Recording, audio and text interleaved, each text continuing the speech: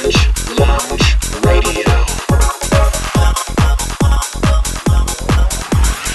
With your hosts, DarkSakura, Sky, and Loki. Tonight, we interview the developer of Flomm, an art game that pits old against new, modern against tradition, in an adventure through art history. Join us for the exploration as well as the headlines from this week in gaming, along with your questions, comments, feedback, and more right now on the show, where every gamer has a voice. Orange Lounge Radio. Hello, my friends out there on the internet, and welcome back to another week of the show where every gamer has a voice. It is Orange Lounge Radio, live on this February the 22nd, 2015, the 588th episode of our show. My name is Rob Roberts, but you can find me on Twitter at SKIE, here with you over the next few hours to talk about video games, gaming culture, and the gamer lifestyle with my co-hosts. Say hello first off to the one and only DarkSakura, or Jamie Summers. I actually looked at my Twitter once. Did you? Once. Yeah, you ended up floating more over to Tumblr than Twitter. There's a lot of social media out there. There's a lot. The Tumblrs are great. Alan finally had to sit down and teach me how to use Snapchat because, like, I did not understand the interface at all, and I still think the interface is really terrible. And isn't that the thing that, like... Oh, hi, Tech Master Loki. How are you? Sorry, isn't that the thing that, like, swap nudes or something back and forth? Is that what that's all about? I think they... Well, here's the... No, that's where people send you dick pictures, and then you get to comment on them. Here's the thing about Snapchat is I kind of think that's like the seedy underbelly. You know, the internet is for porn type of thing. I mean, you can use email to send those types of pictures if you want, right? Yeah, if you were, like, in 1996 or something like that. But I think that might have been how their business back started. in the day, it used to be really expensive to send pictures of your, junk out to people. But I think a lot of younger people use Snapchat, not for that reason, because I'll be very, very, very wrong, although sadly there probably they are should be a few, ashamed. Children don't do anything wrong. I know, but here's the thing. I think a lot of, like, especially at college and so forth, use it as, like, a blogging thing. Because now they built this whole... I didn't even realize this existed until Alan explained it to me. There's a whole, like, you can build a story. And so the snap videos that you take over a 24-hour period or whatever can all go into, like, a story. Is that where you put, like, googly eyes on the penises and then, like, make little caption bubbles and stuff like that? I did see the thing going around on Tumblr where someone Snapchatted, like, different people, and then they started drawing over them. Yeah, that like, you can do that too. That's might be a reason to get that, but no. It is very silly, but I only bring that up because that's huge. Apparently, that is huge. That app is worth millions and millions of dollars, and I didn't understand it until a couple days ago. Even though I tried to download it because some friends of mine were like, "Look me up on Snapchat," and I couldn't figure it out until Alan was like, okay, you're going to tap this button and it's going to do that. And then you're going to swipe right and it's going to do that. Da-da-da. So I finally You know you're old out. when you have to have someone show you how to use an app. Right? It threw me back to the days when I used to have to, like, explain to my dad how to call the BBSs that I was calling to download porn. I mean, play door games. Very important. All right, anyhow, we're here with you guys every Sunday night live at the Voice of Geeks Network, vognetwork.com, which tapes Sunday nights at 6 o'clock Pacific, 9 o'clock Eastern, right after the Bobby Blackwolf show, which I'll tell you a little more about his show a little later in the show because he had a really neat interview tonight. I'll tell you more about that later. Yeah, you can tune in live, and if you are live, you should join our chat room over at live.vognetwork.com, and we do read comments from chat throughout the show, and you can participate in the program, ask questions, have comments out there that we can throw out there on the discussions we're having on a lot of various game topics. Tonight, though, we're going to welcome to the show a friend of DarkSakura's. DarkSakura, perhaps you should do this introduction because you've been hyping this game on the show for the past few weeks, and I always do this. So, DarkSakura, why don't you introduce our guest tonight? Hi. Okay, my voice just decided to fart on me. I would like to introduce a very, very cool guy who was first met as my teacher. I did some intern I like work. how you're pointing to me on the radio.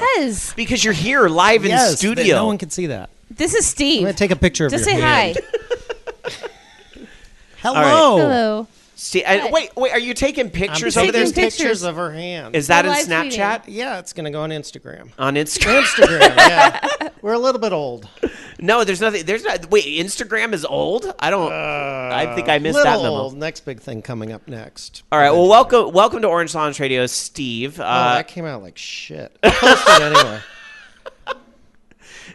Didn't he ask you, DarkSakura, like, what should I expect on Orange Lounge Radio? And you said, well, we like to swear We a say lot. fuck a lot. Okay. That was, I think, what I said. All right, but Well, saying and doing. Go ahead. speaking of apps, I want to give you ample opportunity to talk about like why you're here and what this might have to do with gaming. He's and so here forth. because I lured him with food. Well, there's That that. me with food. But Get we- down here. But we want to talk about the app that Steve has had a I'm huge. sick of talking about the app. Oh wait, I'm just talking about it now. Well, we been a don't have to while. talk It's about been it, a but then, while, but then nobody knows about it. All right. Oh, that's the hard part. Steve, you're the creator of a game that's available on iTunes, and it's for the iPad and iPhone. Not Android yet, right? This is not available on Android yet? Not on Android. That's what I hear the most. Yeah, And but- it's from our point of view, although everyone's argued with me about it. Oh, that's a good filter. It is a really good filter. Okay, we're putting that on Instagram. It still looks bad. But the game is called Flomm. It's called Flomm. Which is that's an interesting name because when first I think DarkSakura in one of her I'm gonna say a random tangent moments at like the beginning of the show I was like, "What's up, DarkSakura?" And she goes, "Flomm," and I'm like, "You made me flan? What? This is a great night. What? That's a funny word, Flomm. What is that? What does that title mean?" Nothing. I love it. Yes. You're an honest man, Steve. I love it. It was a nonsense word I kept putting on Twitter because I wasn't sure what to do with Twitter when it first came out. And I had a friend that I drove crazy by just typing the word Flomm every few days. Didn't and it then- end up in one of your syllabuses once? I threw it in there too. Yeah. Because I was teaching, and that's a playground, really. So I just kept driving a friend crazy. The whole concept for this game started, and then eventually I didn't know what to name it. I was like, "What the hell?" And since it is based on modern art, Dadaism, supposedly the legend was they just sort of picked it at random from a dictionary. So what the hell? Here's this word. You can name it anything you wanted.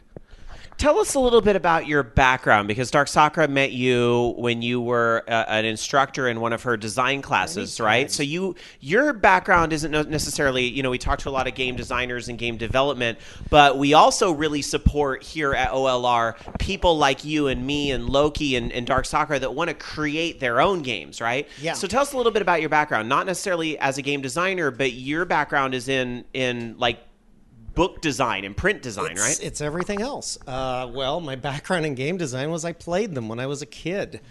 And I didn't realize what a different world it was until I watched Tron again, the original one, and saw best the one? arcade. And I remember the arcades were so crowded, we used to try to somehow get to the San Francisco airport in order to play the video games there because there was no one playing them. And you didn't have to have a ticket to get past screening back in the day. No, you didn't. You Yeah. could just go hang out and watch the planes. And they'd eventually throw you out because you were a kid. But you could actually, eventually when we got cars in high school, we'd drive out there and basically pay for our parking by returning old baggage carts. Oh, that's It was amazing. a quarter each one. What kind of games in the 80s do you remember? What kind of games do you remember playing? Blowing up shit. And that's what I grew up in the 70s. Mm-hmm. We had car chases. Bullet is one of my favorite films. Right. I used to watch them with my dad. He's Yeah. San Francisco mainstay. Yeah, you want to see San Francisco before the traffic, go watch Bullet. Right. And there was, what was it, The Driver, which was someone look up the film The Driver. It's a great little film that no one knows about.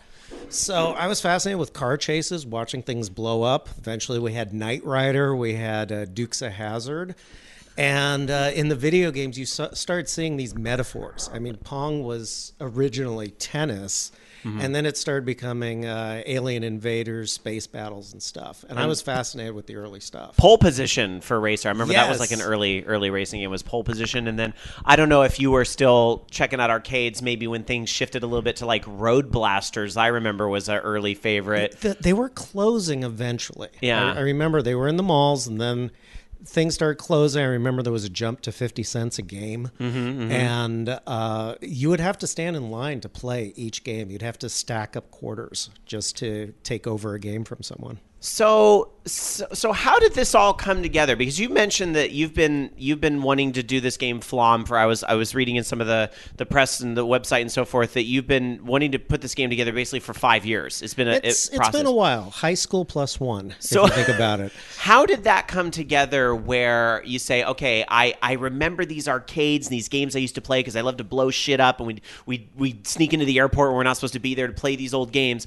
And I have my love of design. Like, I'm just trying to, how did those two worlds collide? The design world and the game world? Always looking for different things. And I know the great John Kureka over at Rocketeer Games, and he just sort of threw a little idea at me regarding a game that he had sitting there that he wasn't doing much with.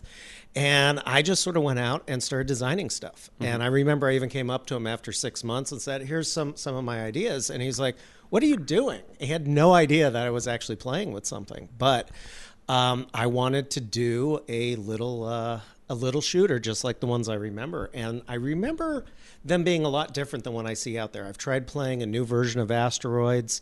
It's just not the same without the black and white screen and the glowing stuff. So that's interesting you bring that up because I noticed that the graphics in Flomm kind of take I don't want to say a simplistic approach because we're not talking about black and white, but we're definitely talking about like really, I mean, I'm just struck by like it's like moving art pieces kind of all coming together. Where did that come from, the idea to do that? It was a play. One of the things I noticed, and this is where I first met DarkSakura, which I'm still working on that because I know you as Jamie. You can just call me Jamie. Yeah, and she was taking my history class, which is hour and 20 minutes of stand-up twice a week.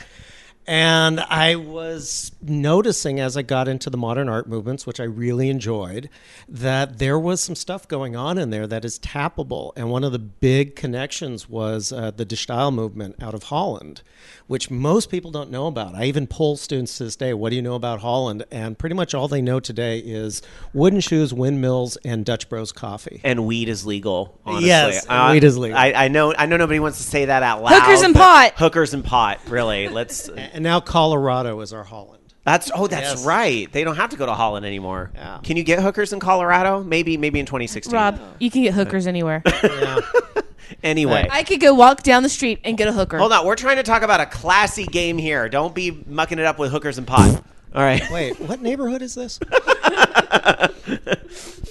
So I saw the connections, which they were doing things with lines, orthogonals, a lot of things that look like pixel art. It reminded me a lot of Pong. And it reminded me of how the early games were all low resolution. They were all these 8-bit things. And they were doing it with drafting paper and other tools. So I started researching. There was a movement tied to it, and that's what gave me the idea for a Flomm movement. Which is more Spinal Tap than anything else, which is I've created a fake art movement. We have a manifesto. We have all the stuff at the website. And we'll see who bites onto that. And then we just, I started talking to other people about it and getting them interested in it. And as I move forward, there's a big problem with Holland in that they're not big into blowing things up. You have to kind of go into other art movements. And I made my way to Italy, which was the Futurists. And the Futurists were all about violence and blowing things up. So much, their first people were their best artists were lost in World War I. Yeah. Interesting. So, yeah.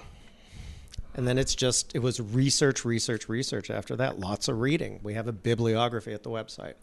So, and where is the website for people who want to check it out? It's flomm.us, FLOMM.us. Flomm.us. Or Flommus. And you can see much more about the game. The game is available for $2.99, right, on iTunes. Low price, just so you can play with it. There it is. And hopefully you sell enough of it so you can give the Android fans a piece of that, too, at some point. That would be next. We'd like to expand into other stuff. And even at this point, it's been in development so long, I have ideas for other versions. Flomm 2? Yeah, we don't have a lot of unlocking stuff in there, but the idea was we just build it in a way that we could build alternate versions of it with different looks. Well, I noticed, though, that there was still, like, some, like, you had different, like, vehicles, like, essentially, like, you know, if you're going to say straight-up shooter, basically, there's many different types of spaceships, but I feel weird calling it that because it's not really what it is. You have all these different types of, like, modern art pieces that you can control in the game, but some of them unlock, right? in the game?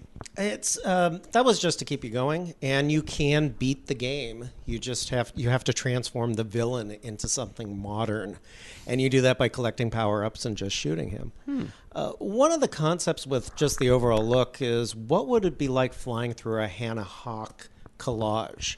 And HOCH is the spelling if you want to look up her work, and I do it with students. She's they one pull of it up my on the screen. heroes, too. Yeah, you look at that stuff and go, what if this stuff animated? What if you were flying through stuff like this? And then I start going farther and going, what if you're flying through a Kandinsky painting? What if you're flying through Cubism? And it became just a series of backgrounds. I spent probably the first 2 years just making backgrounds and doing sketches. And yeah, I noticed there's a lot of like little details in some of the art that's in the game. Like this instantly caught my eye is that the little bullets that my car, I think I picked a car to control. Yeah. The little bullets that my car was shooting would say tat tat tat tat tat. It wasn't like I was throwing bullets. I was throwing words. Yeah. At all these things. I thought that was kind of neat. Strangely enough, that happened later on because we took our time with this. I was just sitting there one day and I was showing this to another graphic designer, and the bullets were more like painting, little paint blurs and stuff. And I realized one of the big things on the list was Marinetti's sound poetry. Go back, look, 1914, 1916. He was taking words and liberating them. The Italian thing would be parole in libertà, liberated type. And so this is actually a manifestation of what was sound poetry. He was doing poetry based on noises. And I was like, why not put the type in there? And the font I had to use, I had to redraw it so you'd actually read it while you're playing the game. That's awesome. I want to check in with our chat room over at live.vognetwork.com. And if any of you happen to have questions for Steve, you can go ahead and put that out in the chat room. Although I think we all realize you guys may not have all tried the game yet, because many of you are probably just now really getting to hear what it's all about, besides DarkSakura just saying, play it, here on the show.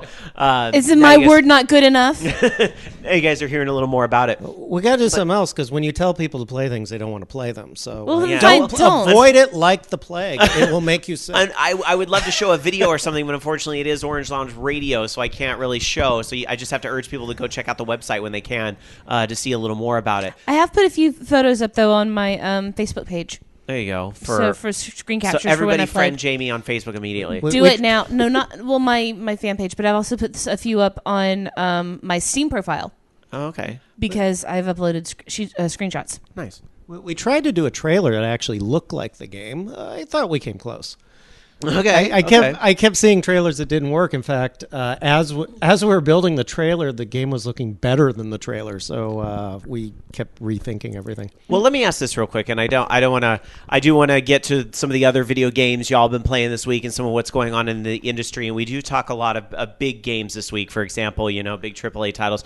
We'll get into talk about The Order a little later in the show. I'm sure people are dying to know what we thought about our, what's going on with all the hubbub around that game right now. But here at OLR, we like to support not just the big stuff everybody's heard about, but we've been really big, and it's kind of been a theme for us almost so far in 2015 about the fact that anybody can create things, and if you want to do a game, go out and make a game. We were talking about that with the VOG Jam, and when we had the Cooking with Unity guys on last month and so forth. And so now we have you here talking about this game that's on iTunes, where you had an idea and you went forth, and now you are a game maker.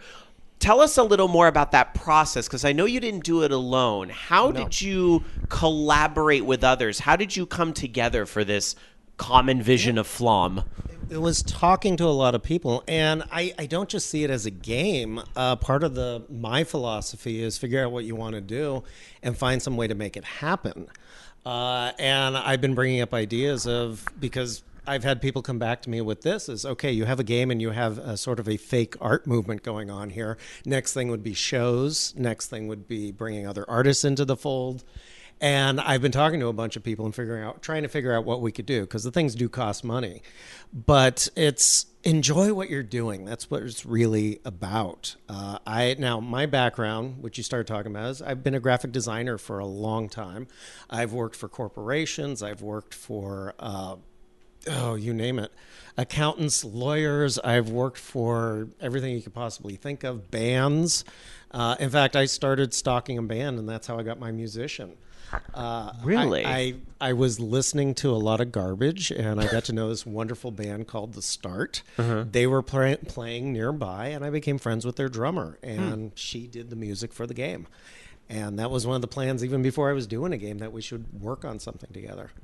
Interesting. So it's kind of like you over the years in the interactions you've had with people, you kind of, it sounds like you've kind of been keeping like a Rolodex a little bit in your mind. Like, I want to work with her on the music. I want to work with him on the programming. Yeah. And it's kind of, you've basically been assembling the Avengers for the past few years. Is that what that's what it is? You're Nick Fury. Gnome who Nick finished Flommy. the game. You're Nick Flommy. Yeah.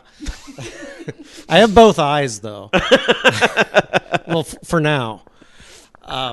Gnome, who was the final programmer, is a superhero. I mean, he brought a smoothness to the animation. He brought some stuff in there that's so subtle that what's great was just telling him what my vision was for everything.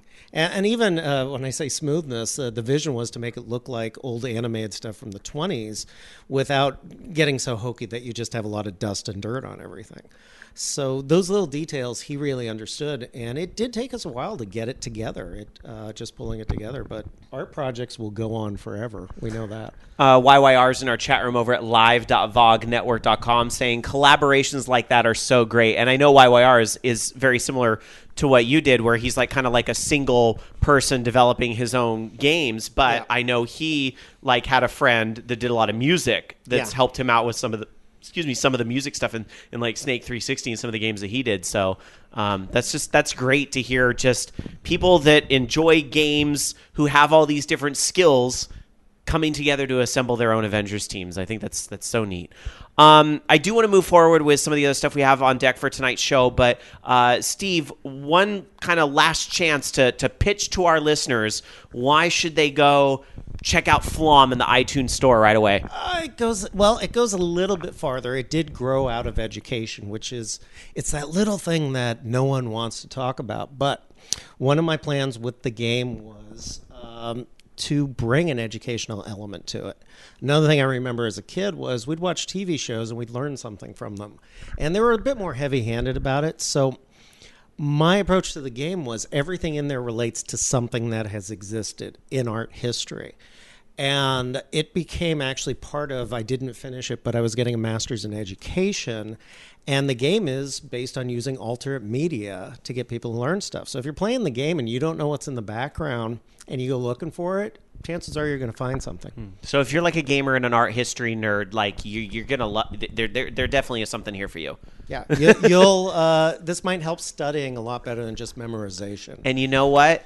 Edutainment games are so important, and we were just talking about this last week. It had come up on the show. We were reminiscing down the line about like games that were educational, and some of the games I remember in my youth, and I think a lot of people think about things like Carmen Sandiego, Number Munchers. You know, there were a lot of like big ones. Oregon Trail, of course, that's the one I think everybody knows that one, the Oregon Trail. I did some work for them too. I had you? Oregon Trail all over my computer at one point, and that may have seeded this thinking. Get out. What did you do for Oregon Trail? I did a whole bunch of marketing sell sheets for them, and then I did like it was like a redrawing of Carmen Sandiego. So purple and red everywhere. You invited a guy that worked on Oregon Trail to this show and neglected to tell me? Oops. I worked on so many projects I didn't even remember. Oops. Well, like I was paying attention in class. I mean, oh hi, Steve. Now it never came up, did it? Now I'm in the presence of royalty. But think about it, those games. I wasn't on the main team. This was more of a marketing of side things. It's like you talk to the guy that did it, though. It's like the degrees are lessening, right? So well, they had another thing called Nelly Nut that never premiered in the U.S. and I don't know what happened to it, but I did all these materials for it. Interesting. Someone look it up. It was like I think I might have to look it up. Something. Did you do anything with Odell Lake? Because of a lot of fans of that here. All right. No. Anyway. All right. I got sick of red and purple after a while. The Nelly Nut. There's a Nelly Nut TV. Oh, that was 2003 TV show. It was before that. 2000. So I don't know what happened with it. Well, I did check out the game myself, and it's such a neat like style to it. It's a very I think it's different than if I were to tell you, go download this shooter game on iOS, you're going to have this perception in your mind of what that is. But like Flomm is different, and it really is kind of like shooter meets this other world over there. So it's definitely worth visiting. That was the hard part. The only other thing I can pitch really quick is I've been on social media for a while. Tumblr. There are 2 Tumblr pages. One we have a music one now that's a spillover page. But it started with the concept of modern art is the avant-garde. And what does the avant-garde mean back then? What has it meant since? And what does it mean today? So right now on just Flommus, just look for Flommus. It comes up. Flommus on Tumblr and Flommus Shin, which we do playlists every week, is right now we're covering London Fashion Week because there's some really cool stuff coming out of Europe right now. And it's about looking at design and art, not just the old stuff, but contemporary stuff. And I hope to just keep going with this and see where it ends up. All right. Well, best of luck to you. I did link them all in the chat room earlier. Awesome. So. But for the podcast listeners, since you don't have the links, we will link it in the show notes, of course, over at vognetwork.com. But again, the website's really easy to find. It's just Flomm, FLOMM.US. There you go, and best of luck to you. Steve, please feel free to stay throughout the show. I know you don't play a lot of the modern games that we'll probably get into talking about, but we love our retro stuff too. Feel free to jump in with anything that you have to add, but if you have to go, I understand that as well. So I always wonder why they walk off talk shows after a while, because you just sit in the back room and stare at the wall. No, that's when you go in the green room and eat the free food and drink the wine. Sadly, this is just stuffed a chimichanga down my throat. As I mentioned, and that means something in art. As I mentioned when you first got here off air, we're very much hobbyists here at OLR, and it's I was like, welcome to my house. Here's the spare room that happens to be a studio. All right. Anyway, YYR asked real quick if there's time. Can we ask if there'll be a demo? YYR saying that a demo or a light version is usually very convincing on selling these. Has that something you guys have given any thought to? We're gonna wait a little bit. We had a temporary demo. It was a little bit clunky about a year ago. And the fun thing, actually, I guess this was a good thing. People were getting addicted to it, but we looked at it and said no one's gonna buy it if they get so hooked on the demo. So I do have one idea I haven't told anyone about yet, which is if we do have a demo, it'll be a pared down version of the game. You won't be able to beat anything. Right. And the main boss will not show up for the game. You're going to have his stand-in, which is just sort of the middle manager in the game. He just sort of shows up, and he's not going to be much of a challenge, and you get to blow him up really quick. Good, then Bobby will be able to complete the demo and buy the game that way. Yeah, there you go. I love. So basically, you're going to put out a Bobby Blackwolf mode. That's an inside joke here at VOG. I know you wouldn't understand, but you're going to put out a Bobby Blackwolf mode as the demo. That's amazing. Yeah. Or to date myself, it's Johnny Carson when he had a guest host on Monday. See if anyone gets that. I actually get it. I do. All right. That's amazing. That's actually kind of funny because Dan and I were just watching old Carson episodes like 2 days ago. YYR is suggesting have the main boss show up, fight for 5 seconds, and then it cuts you off. You guys may have to collaborate off Have air. Kanye jump in there and say, hold on. Oh, yeah, there you go. That the Kanye just jumps in and says, now I'm going to let you finish if you buy the game. Well, that's another career goal. I want to win a Grammy, so when he comes up there, I'm going to start a fist fight. It's a noble goal. He's going to take me down, but I'm not going out with it, getting a few punches. You know, I have a feeling he won't be back. Just call it a hunch, but I have a feeling he won't be back. All right, anyway, we got to get into some of the other games going on besides just the Flomms in the world. We want to talk about our gaming weeks and the types of video games that we have been playing this week. DarkSakura, how was your gaming week? I played Flomm. Why haven't the rest of you? No. Mm-hmm. I did. I played actually a crap load of Dragon Age today because I'm about ready to wrap up my fanfic. I'm 5 chapters ahead again every time I've been double posting chapters every day this week because the story is burning its way out of my brain. Like, it won't stop. And hopefully this is going to give me my inspiration to actually sit down and work on my book because I have another book idea that I've been wanting to do for a while too. I also got to play with somebody else's new 3DS, and it's actually kind of comfortable, and I like the red one. I understand why Shane imported a blue one, because the blue one is very pretty. And this is Shane. But I like the red one, and I think I might want it. However, I did also finally sit down and play the Oregon Trail. You know what the Oregon Trail is, Oh, right? not the Oregon Trail, but the Oregon Trail. Oh, yes, that's like the zombie one. That's the riff on that, right? Kinda? Exactly. Yeah. So Saw we that drove on our Steam. station wagon through the mountains, stopped at a few malls, killed some zombies and stole cans of food, and then everybody but me died. The end.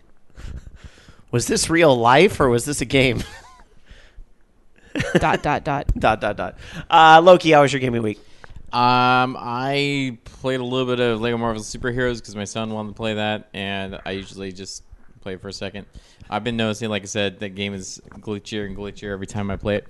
Mostly I worked on my game this week. So I was trying to make a second level for it, but instead I ended up going back and just kind of tweaking some of the gameplay stuff. Like one of the things I had before was that the scale of everything makes the curbs a little too high to actually just get over. You can't just drive over them, so that's why I added the jump in there in the first place.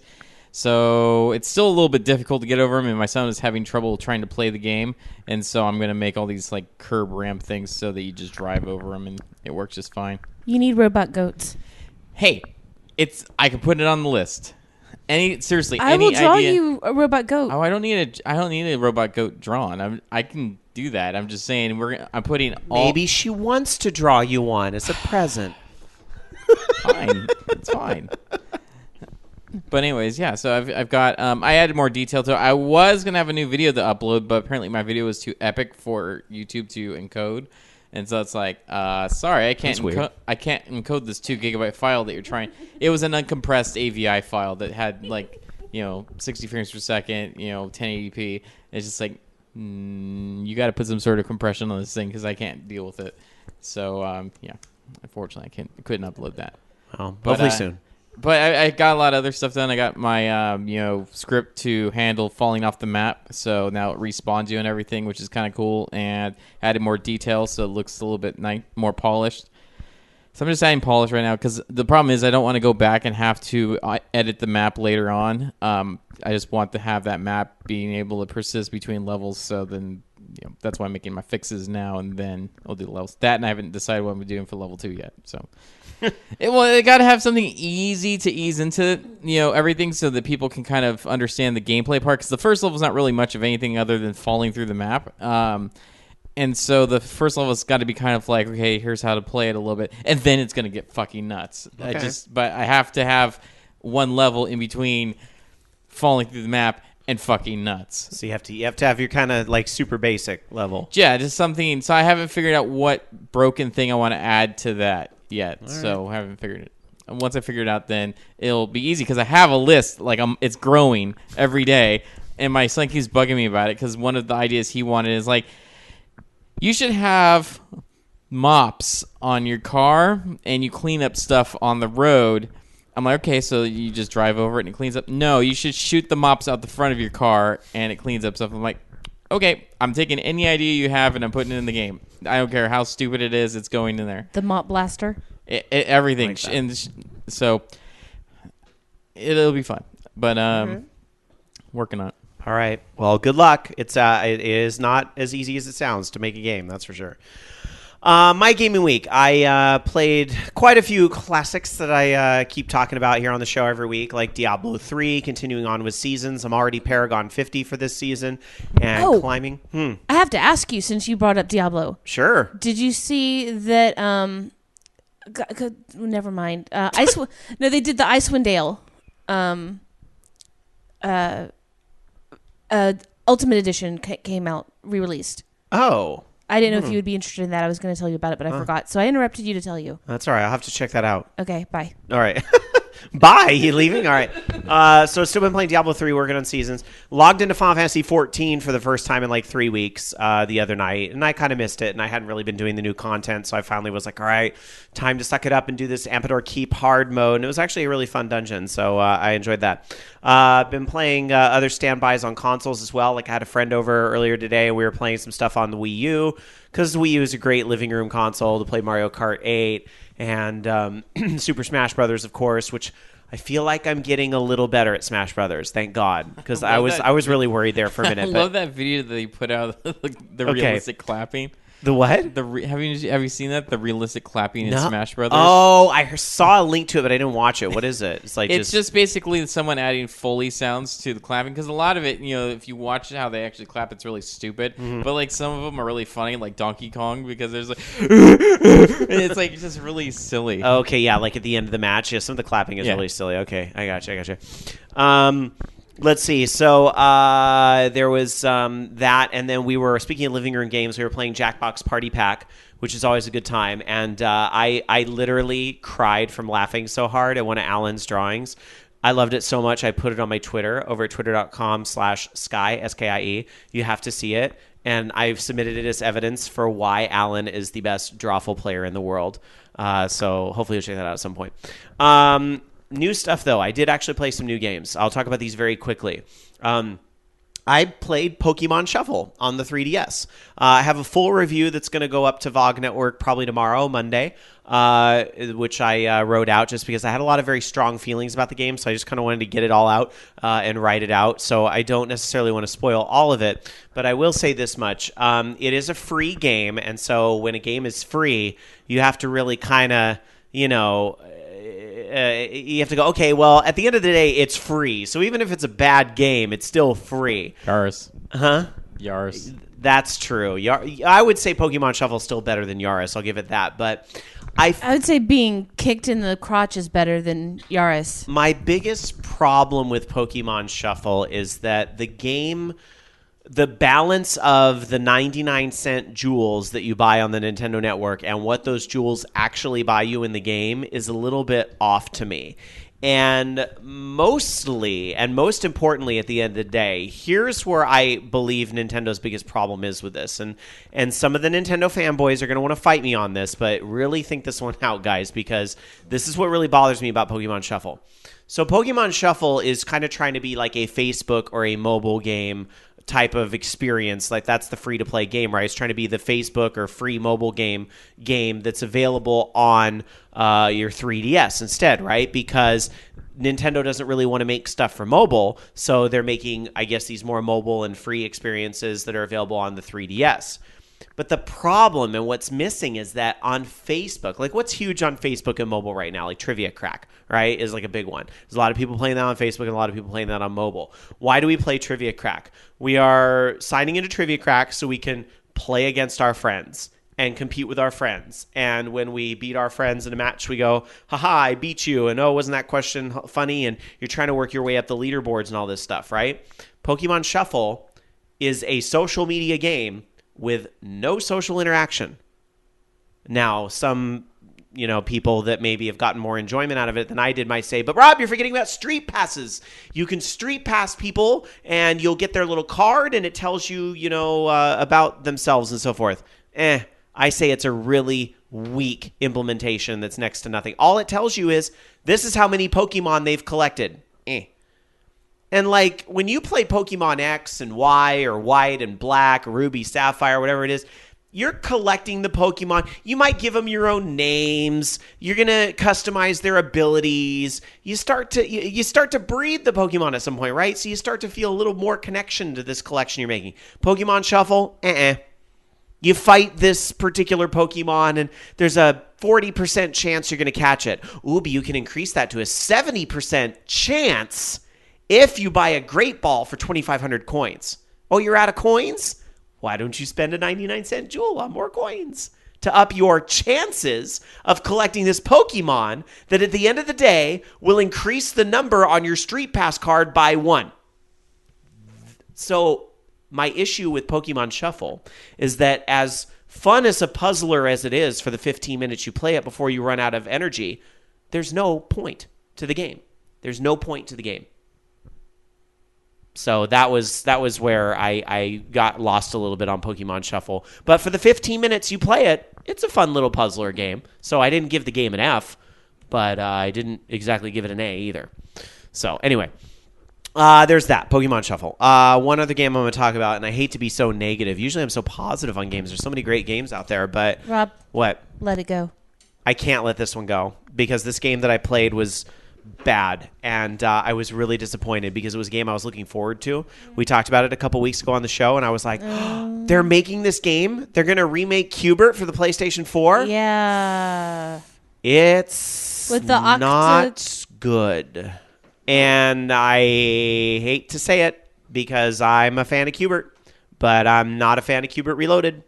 When you play the game on PlayStation 4, you can play classic Q*bert. And actually, funny enough, where the game is best is when you're just doing the classic, arcade board emulation, whatever. If that's all you want at a Q*bert on PlayStation 4, then cool, you're going to get it. But yes, then there's this new mode as well. It's the Q*bert Reloaded where, yes, they've switched things to now it's a hexagonal board. And I'm okay with that. I'm okay with the switch to a hexagonal board if it controlled well. But it doesn't. And the game really dies on its controls. I have never seen a game where the controls were like the reason why it sank. And I think for me, the controls in Q*bert Reloaded, awful. And it's just, the old Q*bert game from the 80s really snaps. I think that was a thing about it. Yeah, it has the joystick that's in the 4 angular directions. It's, up right, up left, down left, that whole thing. But it really snaps when you play it. And I noticed that when playing in the classic mode. But when you're playing in this hexagonal new Q*bert mode, it's not just the fact that they made them 6-sided squares. That I can deal with. But the fact is that Q*bert doesn't snap. He kind of slogs. Like he just kind of, you have to probably get your hands on it and play it yourself, which I'm actually not recommending you do. But if you really go look at a YouTube or something to get and look at how he moves, and it's just so different, and it just feels cheap. I especially for like a PlayStation 4 game, it feels cheap, and I'm okay with retro and classic things. But when I'm looking at this game, going, didn't they have a Q*bert on PlayStation 1 that was more fun than this? There was a Q*bert on ColecoVision that was really fun. There was a Q*bert on PlayStation 1 that was like a Q*bert reimagined or whatever that was better than this, and I hate to say it. And yeah, I do remember that. I know that there's people that worked hard on this game, and I don't like giving games bad reviews for that, but I'm sorry. I have a responsibility to say that this game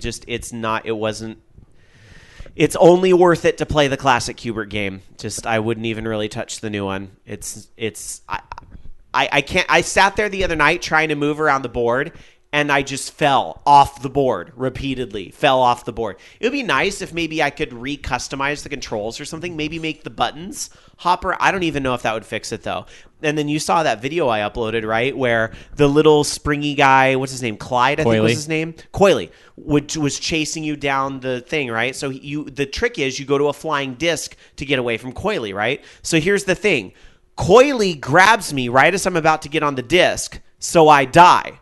But I die as I'm falling on the disc, and the disc takes my dead body to the top of the grid and then drops me on the top of the grid. Okay, that's awesome. So now not only am I dead, but I burned the disc. That's still really funny. And I'm not sure if it's because it's a heart meter now instead of lives or something like that, but I was like, what the hell just happened?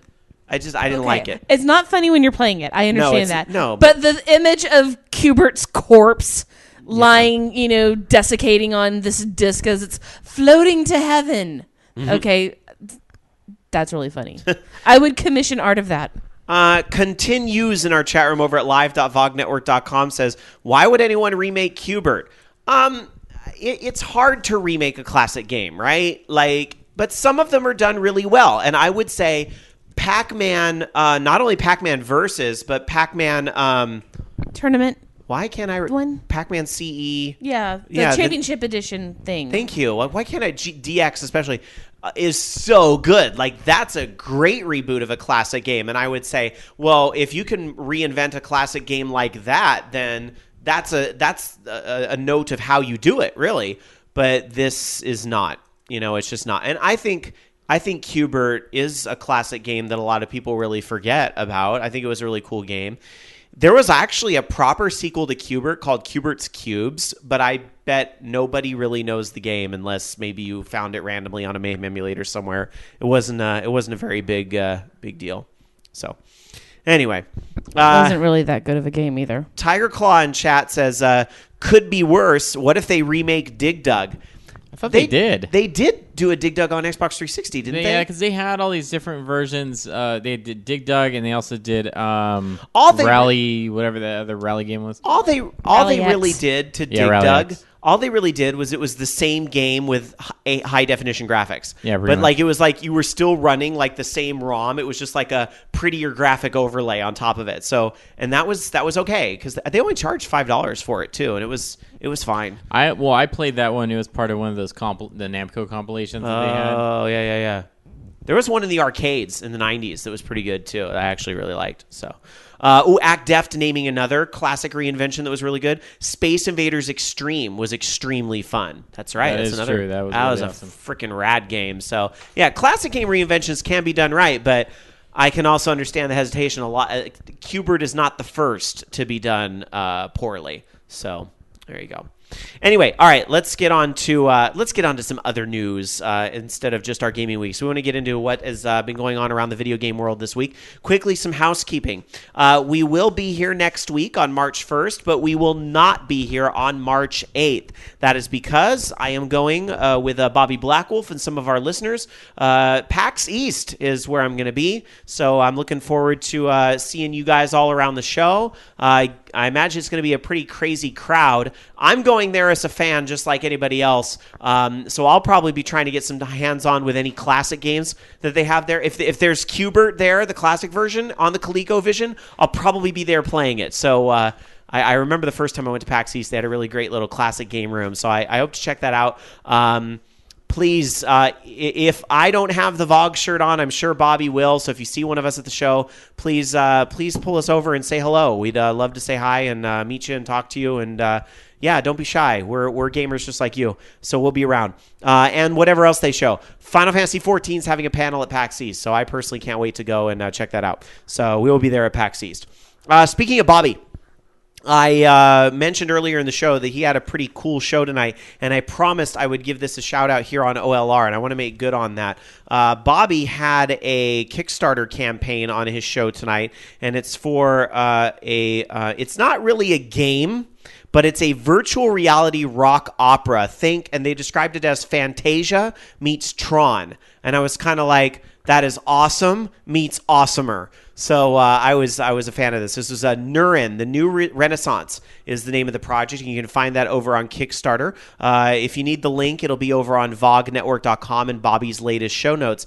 But one of the guys behind this happens to be Vert, who's a pretty well-known composer these days. You know, did you happen to play the DuckTales Remastered? Did you play that in the soundtrack to that game? Yes. Yeah, that was Vert. So Vert, along with Jesse Seeley, who are behind this game, the core team that make up this experience, they were both on Bobby's show tonight, and it was a great interview and a great listen. So I promised, because Vert actually came into the chat room and was chatting with folks during Bobby's show, so I promised Vert I would give it a shout out here on OLR. So shout out Nuren over on Kickstarter, Nuren. $15 will back the experience and the soundtrack. And I was like, you know what? If nothing else, that soundtrack is going to rule. They actually played a little bit of it on Bobby's show, and it was awesome.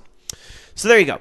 All right, that's our housekeeping. Twitter.com/OLR. We're also on Facebook, Facebook.com/orangeloungeradio, and Google.com/plus Orange Lounge Radio. Let's get into some news. There's a bit more going on this week than there was in previous weeks. Some big topics we got to get into tonight, right, Loki? Yeah, so everybody wants to know, why can't you just find Amiibos out in the stores? Well, apparently, according to the president of Nintendo, they're blaming the labor strike that apparently is going on in the U.S. They're saying that for the last 6 months, labor negotiations on the west coast of the United States have made getting goods to shore slow, as the amount of berths open are lower than usual, and therefore harbors are congested. Many of the goods sent to the U.S. have not arrived to their destination. However, this had little effect on Amiibos and software sales, as they are light enough that we can even ship by air if we have to. Even though the new Nintendo DS has had a handicap against its supply, the public has still shown huge interest in it, and its sales are phenomenal. So they're blaming that as the reason why you're not able to find them in the United States. No, there's that one guy buying them all. I just I don't believe that that's all the case. And he even kind of goes back and saying, well, true, this is holding things up. However, they're actually light enough that we can ship them by air. So he kind of goes back on like his excuse. Like, so it's right one of those there. like, this is an awfully convenient excuse kind of thing. Yeah. I don't know. Like I'm willing to hear it out a little bit. Like, okay, like, the 3DS, especially in the case of the new 3DSs, I feel like the Amiibo thing's been going on longer than the port strike. So I'm not, I don't know how much I buy it there. But with the new 3DSs, demand for that does seem to be a lot higher than like. It's not even so much the Monster Hunter system and the Majora's Mask system, because those sold out within seconds, right? And that was way before. Those were the pre-orders when there was no port strike or whatever thing going on. We're talking about, it's even hard right now to find just the plain red systems and the, what other color is there? Red and black? Something like that. They're just, I'm not really interested in buying one right now, so that's why I haven't tried to run out and find one. I don't know why. But they're having problems keeping those in I don't know why they're stock, so too. popular right now when there's nothing exclusive for them. I can't figure it out either, to be honest. And I have a lot of friends that are buying them, and I don't mean to like. Well, I do. I should I say understand this. that, like, you I get know- them for the future and stuff. But Well, and I know a lot of people that are buying them because they haven't bought a DS since either the original 3DS or even further back than that. So on that, I totally get that, because like if like you're new to the XL thing as well, then okay, yeah, there's a lot of new stuff. But I'm just like, otherwise, I don't know why. Maybe it's the Majora's Mask or the Monster Hunter thing. Like, to be fair, I had a 3DS, and when they put out that Zelda one, the Triforce one, I had to have it. So I sold my old one and bought the 3DS with the Zelda set. I don't know. If you want Majora's Mask on the outside, just buy a sticker or some shit for it. I don't understand why it's... But it's not official that way. Who gives a fuck if it's official or not? I can't show off to all my gamer friends. Yeah, ooh, look, I got this 3DS that everyone else has. Yeah, I don't get it, but whatever. And then also the other thing is, I think we talked about how there's going to be some exclusive amiibos. They're going to be doing like a silver and gold Mario and stuff like that. Well, apparently the gold Mario is going to be exclusive for Walmart, and it's going to be offered around Easter time, which is also when Mario Party 10 apparently is coming out. But I just don't get it. You paint it gold, and all of a sudden people are going to go batshit crazy for it because it's slightly different than something else. Okay, cool, I guess. If that's important to you. It's just the little. And the thing is that I think that isn't it like for these supposedly limited edition things. Yeah, well, they've done that. They did like crystal figures and stuff like that in Disney Infinity, and I know they have variants in Skylanders as well. The only thing I have to ask is, are they going to show up as gold and silver in the game? Because that's how they are in Disney Infinity and Skylanders, is they actually show up in their variants in those games. So it kind of behooves you a little bit to buy these limited editions, because at least it shows up differently. If it's just seriously just a paint job and it's just going to show up as a regular Mario when you hook them up to the game, then it's kind of stupid. Well, see, that was what I was wondering about, is like if there are like any legit perks to having them other than them just being sparkles. I don't know. I mean, cool, I guess. Mario Party 10 comes out on March 20th apparently on the Wii U, so I guess we'll find out when that comes out. But no word on the silver one yet, right? No word on the silver one yet. Yeah, and ActDef chat is noting there's also a silver Mario coming out, but we don't know. Yeah, it's probably, if I would guess, usually the big players and that kind of stuff, it's either going to be Toys R Us or GameStop, probably. Some folks in chat talking about the 3DS and kind of responding to what I was saying a little bit ago about the, why did you get a new 3DS? Continues in chat, says Xenoblade Chronicle, more people will get to play it. True, but it isn't out yet, and it will be out. But and just think about it too. You're like, oh, I bought a new 3DS for Xenoblade Chronicles, but what if they put out a special Xenoblade Chronicles new 3DS when that comes out? That's what I'm afraid of. And you know that there's still at least 1 or 2 more Nintendo Directs before that comes out. So good thinking. I wouldn't doubt that they're going to do something like that. Let's see. ActF saying a lot of people were worried that those Gold and Silver Mario were Club Nintendo Elite rewards, despite Nintendo stating that all Elite rewards were going to be digital games. But people were still worried. Akuma JP saying, sorry to say, impulse buy. I got the Zelda new 3DS. Hey, you know what? I am not one to tell you how to spend your money. You earn your hard-earned money. You spend it on whatever the hell you want. But I can just sit here and say, for me, I don't really understand why. But at the same time, I have Mass Effect 3 on PC, PlayStation 3, Xbox 360, and Wii U. And people go, you are stupid. And I go, here's my middle finger. So it's what I like. What's more surprising is that I don't And have how all often those. do you play Mass Effect 3 on... Yeah, Rob. Anymore, it's very rare, but I still think the multiplayer is still really good. But to be fair, multiplayer is really PC, So if have you finished it on Wii U? I didn't play it start to finish on Wii U, but I had to see how the comic was. Remember, it was only like $18 and I bought it on Wii U. That was more of a collector's thing at that point. Are you grilling everybody that's spending $12 on little amiibo figures? Do you give them the third degree, Loki? I would. I just silently Why are judge you buying them. that? I don't understand why you would buy that. It does they're nothing. cute. They're cute. They're not cute. They're statues, and they don't even move.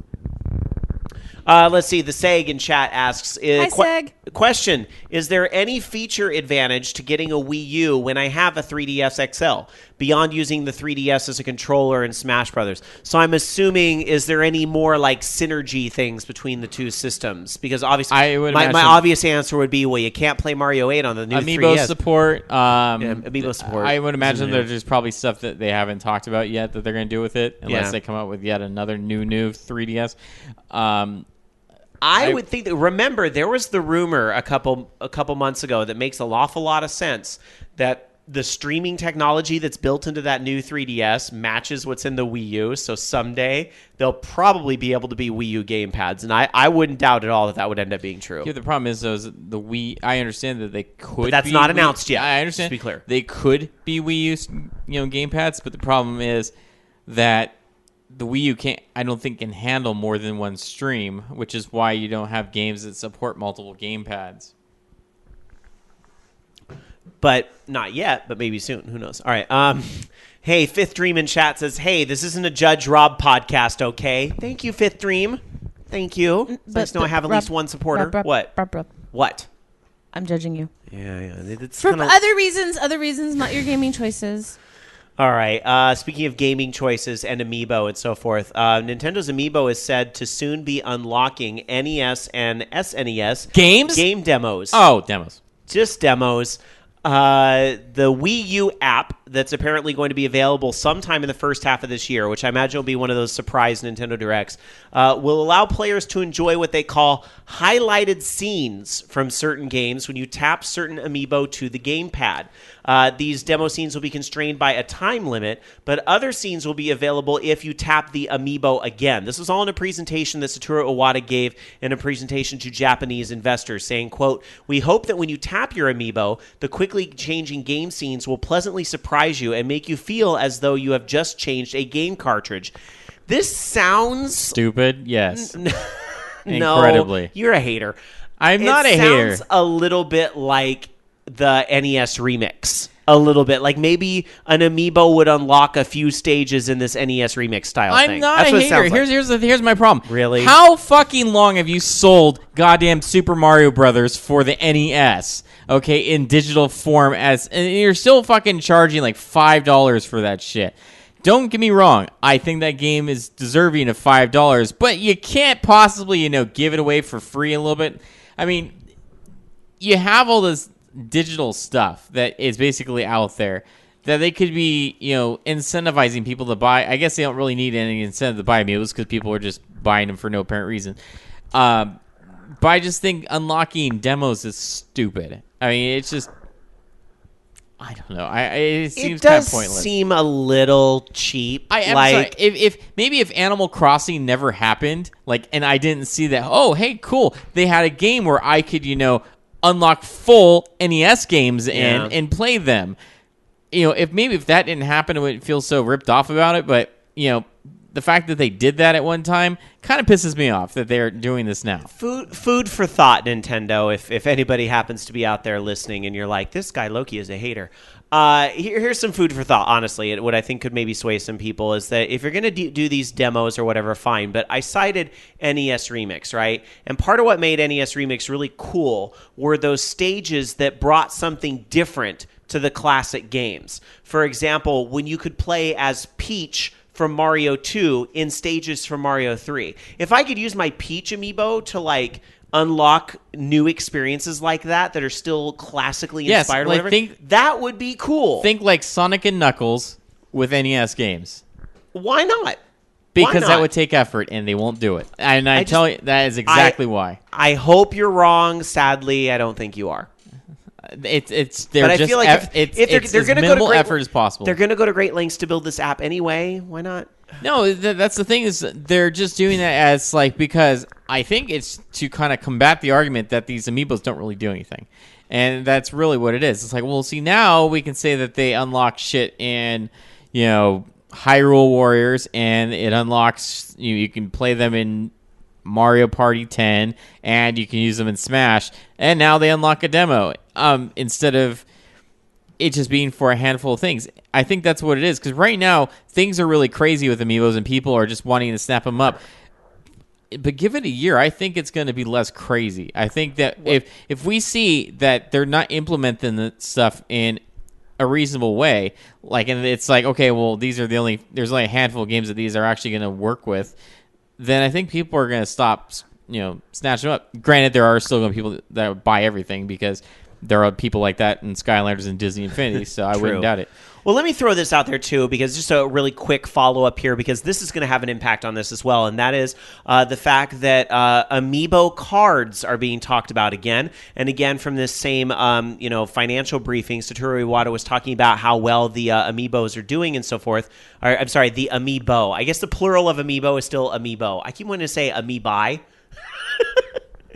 But it's the plural of Amiibo is Amiibo, but I have to fight that urge to say Amiibos. But anyway, so Satoru Iwata says, in contrast to the current figure-shaped Amiibo available, we will make Amiibo in the form of cards this year as one of our future plans, as Mr. Miyamoto mentioned in the corporate management policy briefing in October. So that is still something that's highly likely on the table as we get closer to the end of the year. This probably answers how we're going to be able to get Wii Fit Trainer now that all those figures are long gone.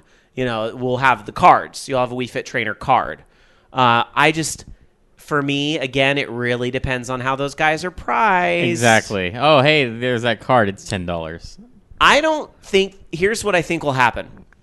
I don't think a singular card will be $10, but I think they're going to sell them in packs of 3. Blind packs. So fuck you for saying that. Blind packs. Oh, please, no. Don't give them any ideas if that they Nintendo's haven't already listening, had. I want you to immediately delete the last 20 seconds of the show so you never heard Loki say that. I wasn't thinking that. I was thinking like a pack of 3. Like, here is Series 1 Amiibo cards, and you get 3 of them for $12.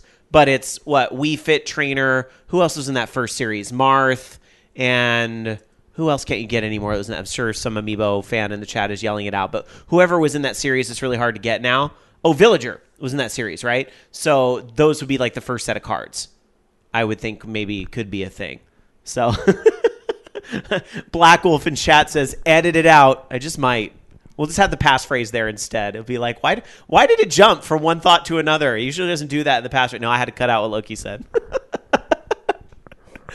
Of all the things I could have censored Loki on this show over the past 13 years, it's going to be that. It's going to happen. It's going to be that. And you know why it's going to happen? Because, they've already done this kind of bullshit with the other type of...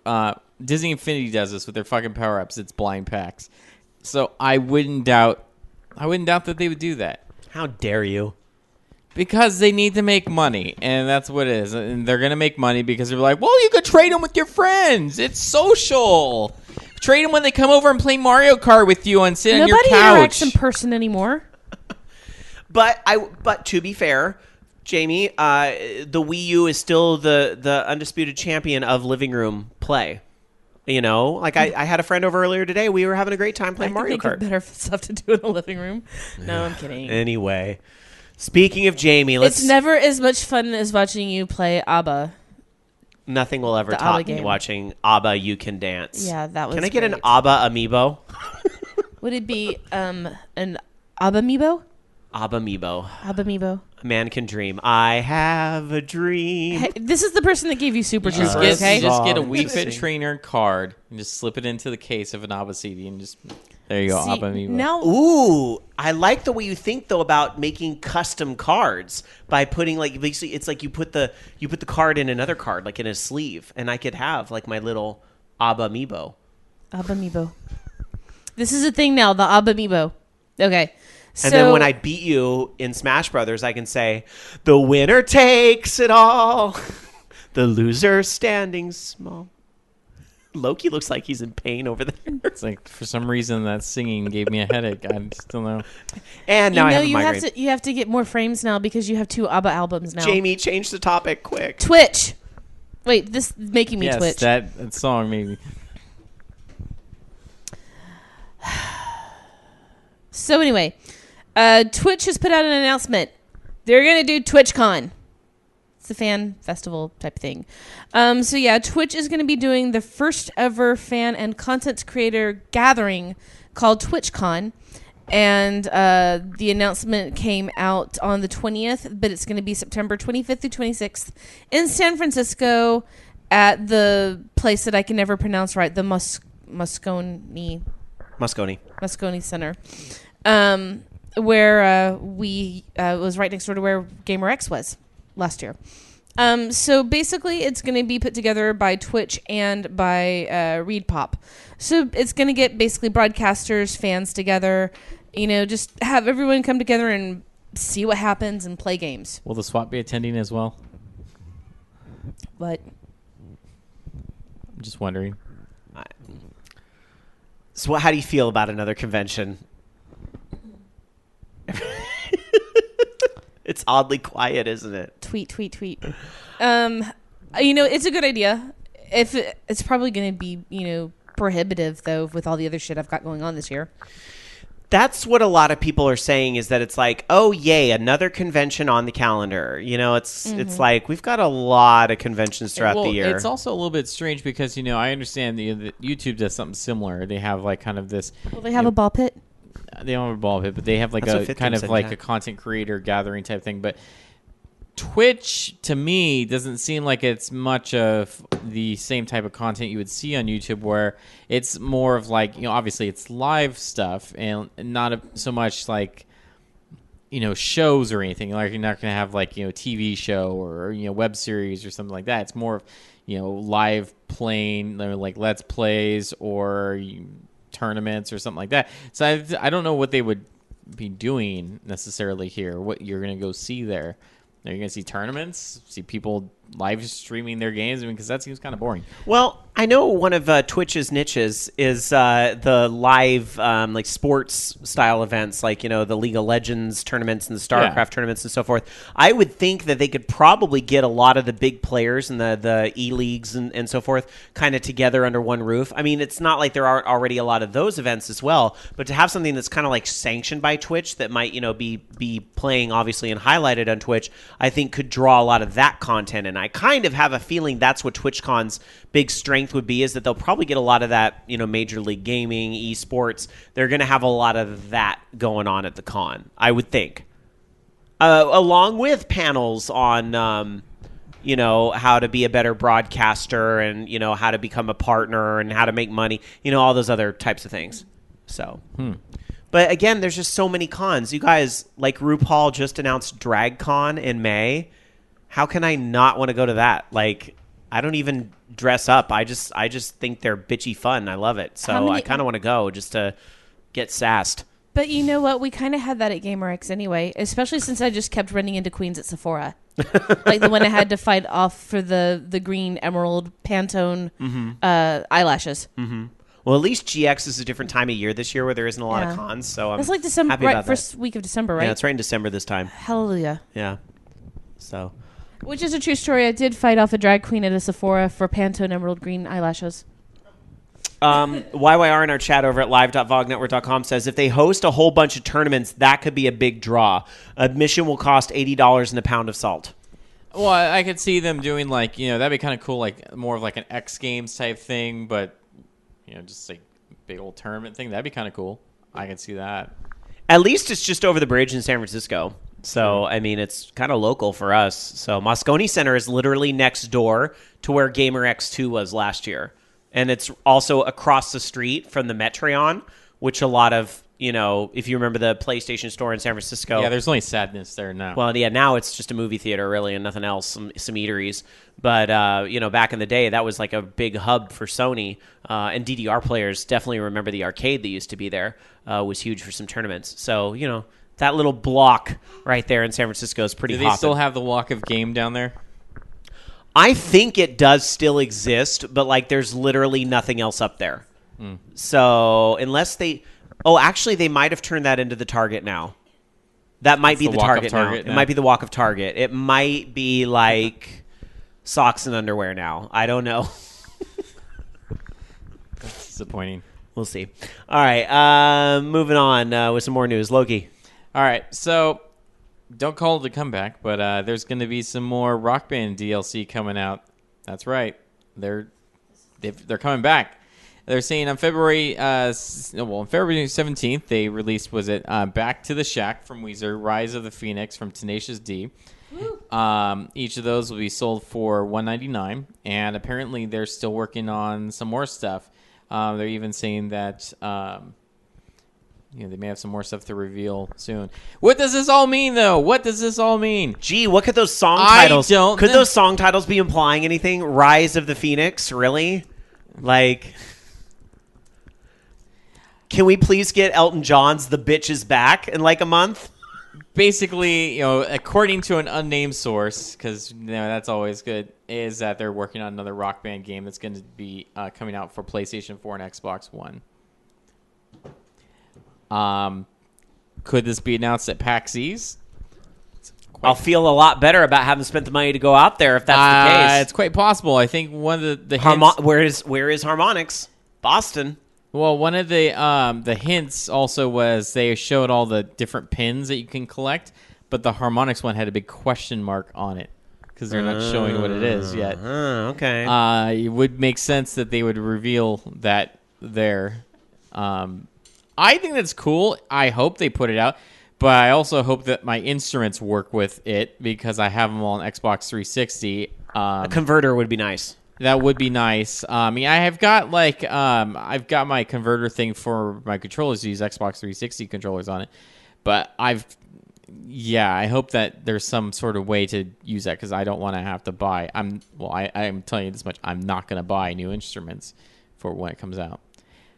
Can we get a new DJ Hero, please, too? You have to talk to the other company about that one. I know. I would pay money, though, for that. God, I'm going to have to make my own if I don't, get one soon.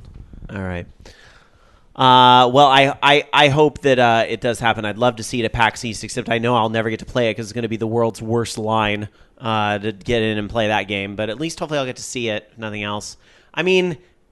Rock Band's got a formula. They don't really have to break it. I'd be curious to see what they do with it. What the new systems can bring to that. Excellent point from Black Wolf in the chat room. So excellent. I want stage kit compatibility. Yes, please. Hey, I wonder if you can still get those. That'd be pretty awesome. Maybe you can get them discount or something. Knowing that there's a big social element in gaming now that wasn't there a few years ago, and I'm talking about Twitch, basically, and the fact that people stream live and so forth, I wonder if there's going to be some type of connected living room experience through streaming a video or something where you can now be in a band with somebody that lives in another house, basically. I noticed that Grandpa from Horde House just joined our chat room over at live.vognetwork.com. So I could play keyboards in my house and Grandpa could sing over in his house. He could sing a Journey song, whatever. Any way you want it, that's the way you need it. Right? And then we could actually see each other while we're playing. That would be kind of cool. Because I seem to recall in the 360 one, you wouldn't get to hear the other person because of the delay, which makes sense. And to be fair, that delay is still going to be there. But maybe they'll do something where, like, after you do the song, you can watch a performance that, like, puts all you guys together or something. Like, there's something they could do, I'm sure.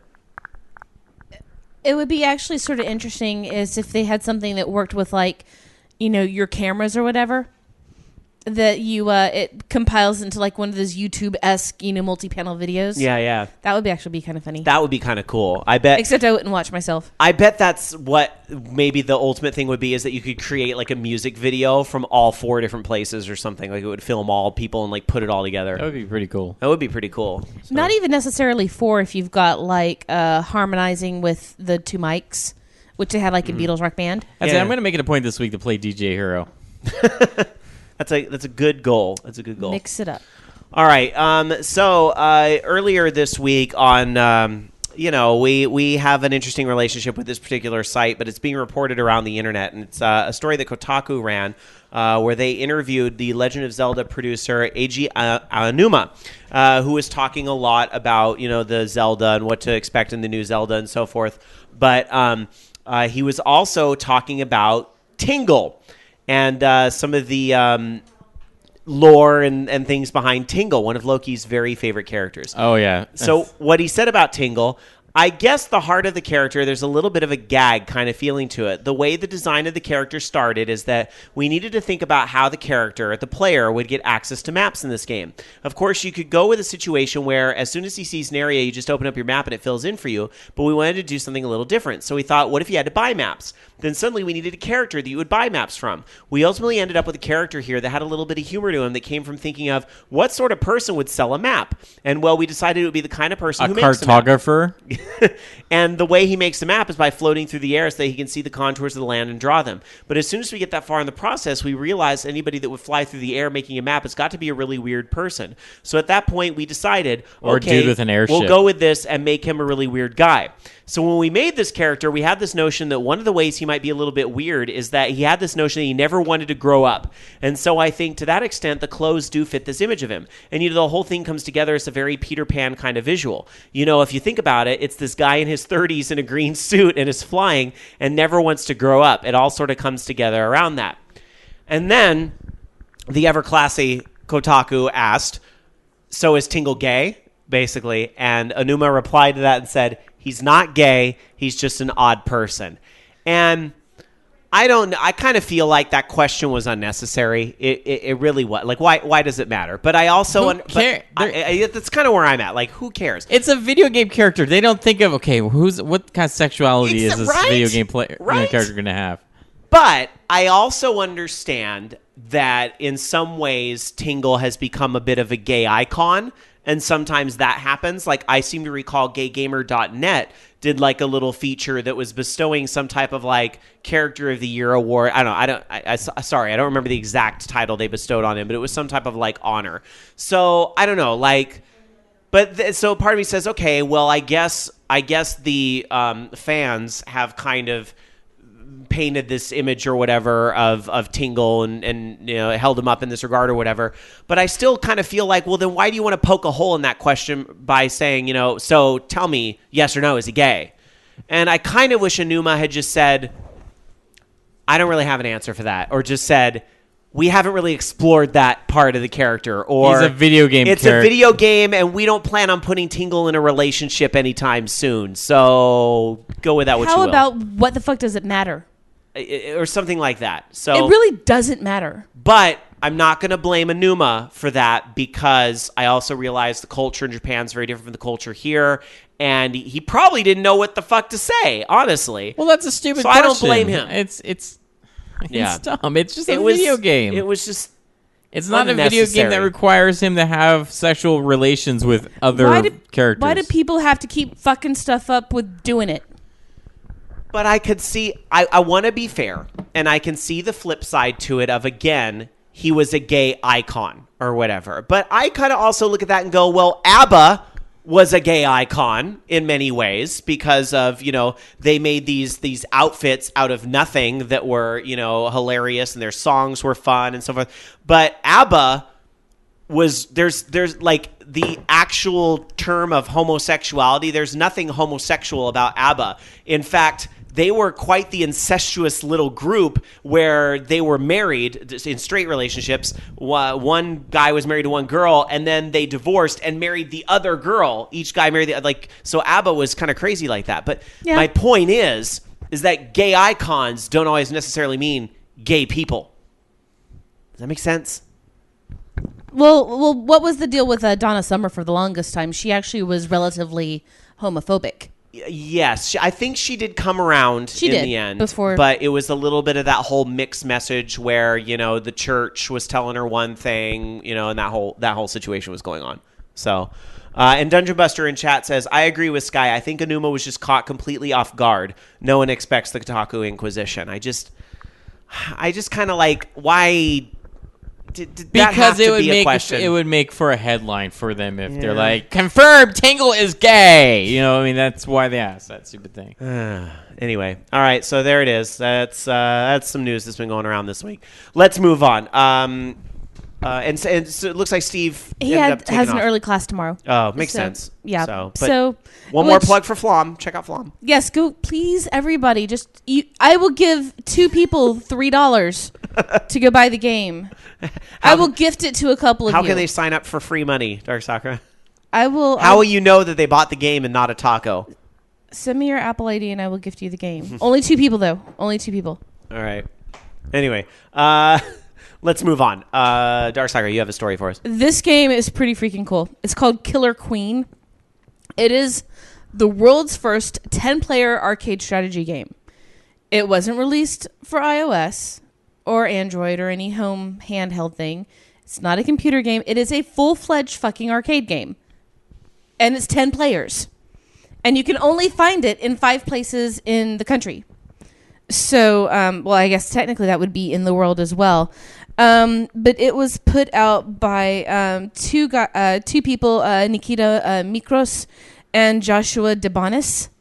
And it's just really weird. You don't have to play it one way. You can beat it several different ways. You have 5 players, so it's 5 against 5. You have to have they say that you need to have at least 4 on a team to make it really worthwhile, or 3 on a team. But you can beat Killer Queen different ways. You can collect berries and take them back to your base.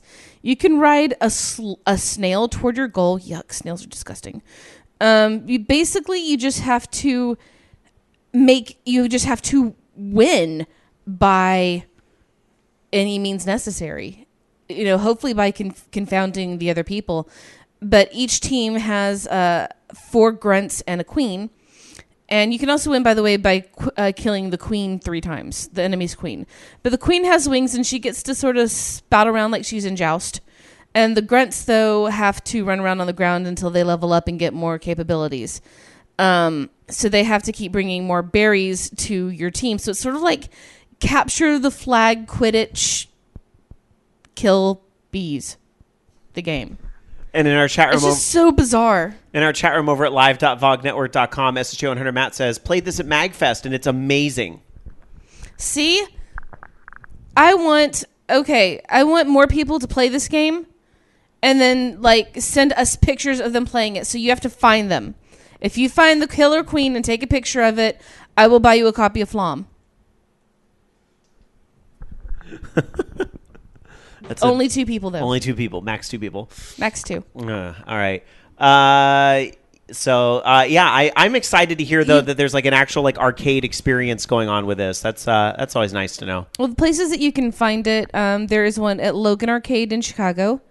There's also one in Portland at Ground Control.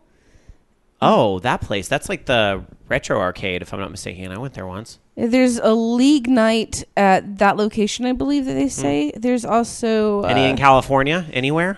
I'm looking. LA, I'm trying to San look Francisco? through the article. Right. I just saw the 2 on there, but, I'll go hunting around and see if there are any other locations. All right. Yeah, they are just... It's really pretty, too, on top of that. Just really kind of cute and pixely in an old school way. All right. We're going to travel around the world now and check out some release dates and see what games are coming to a store near you. You can find Killer Queen in an arcade, or a few of them anyway, but you can find these games on shelves this week around the world, starting in the U.S. Loki. Yes, so this week you can pick up Dragon Ball Xenoverse, which is going to be coming out on PlayStation 3, Xbox 360, Xbox One, and PlayStation 4. Also, Under Night In Birth EXE Late, which is by Axis for the PlayStation 3. And let's see what else. Dynasty Warriors 8 Empires on PlayStation 4 and Xbox One. Rugby 15 for PlayStation 3, PlayStation 4, and Xbox One. Hyper Devotion Noir Goddess Black Heart for Vita. And let's see what else here. That might actually be it. Let's see here. Last call before I go over to Japan. Dragon Ball Xenoverse is also on PC, apparently. That's it. There it is. Going over to Japan and checking out the releases there on the PlayStation 4 this week. Dragon Quest Heroes on Ryu to Sakaiju no Jewel comes out this week from Squeenix. It's a Dragon Quest Heroes game on the PlayStation 4, so I bet a lot of people looking forward to that. I can't say I blame you for that one. On the Xbox One, really nothing in Japan this week, but I imagine the Xbox One, unfortunately for them, hasn't been gaining a lot of steam over there, so there's probably not a lot of games there. But Dragon Quest Heroes is also on the PlayStation 3 this week, so you can check that out. As I mentioned previously on the show, there's really nothing on the Wii U until March over in Japan. So checking out the PlayStation Vita. PlayStation Vita has Captain Earth, Mind Labyrinth this week, as well as Diabloic Lovers, Dark Fate, and Osmafia Vivace comes out this week. And a game called Parfait comes out on the Vita as well this week. Is it about butter? What is Parfait about? It's regular and limited edition. It's Parquet you were thinking of. Oh. Is it about yogurt? No, it's about girls in maid outfits. Are they making it might be yogurt? It might be a visual novel of a somewhat adult nature, because I'm noticing in this picture she's not wearing pants. So she is. She's just putting them on. And Rob, her shirt's falling they down. just caught her. Only in America do we refer to as trousers as pants. In other countries, pants are your underwear, and she was wearing them. Well, okay, but Technically, it was a skirt. So. Wow, and this is just a straight up upskirt shot right here that we've got on this. So, wow, I can't believe it's not butter. I don't know what else to say about Parfait. But hey, how about the Nintendo 3DS? Because on the Nintendo 3DS this week, there's Doramoji Nobita no Kanji Daisakusuen comes out this week, and Kiniro no Korda 3 Full Voice Special comes out in a regular edition and a treasure box edition. And this looks like yet another visual novel on the 3DS, but this one's like music, and this guy's a doctor, and he forgot his shirt in the shower in this picture. So, do you wear your shirt in the shower, Rob? I suppose not, but I do find this a bit of a gratuitous picture here. It's not so much the fact that he's in the shower, it's the look that's on his face of the, Well, you would look like that. Well, we don't see what his other hand is doing, do we? Maybe if my other hand wasn't visible. There you go. Those are what you have to look forward to in Japan this week. Sinning. DarkSakura, how about the UK? In the UK, we have some stuff. On the 24th, there came an Echo on PC. And on the 25th, A Good Snowman is Hard to Build for Mac, PC, Homeworld Remastered Collection for PC, Oddworld New and Tasty for Mac, PC, and then on everything else, Resident Evil Revelations 2. And seriously, it is on just about everything else. On the 27th, Dragon Ball Xenoverse. Also, Dying Light on a few things. Dynasty Warriors 8 Empires.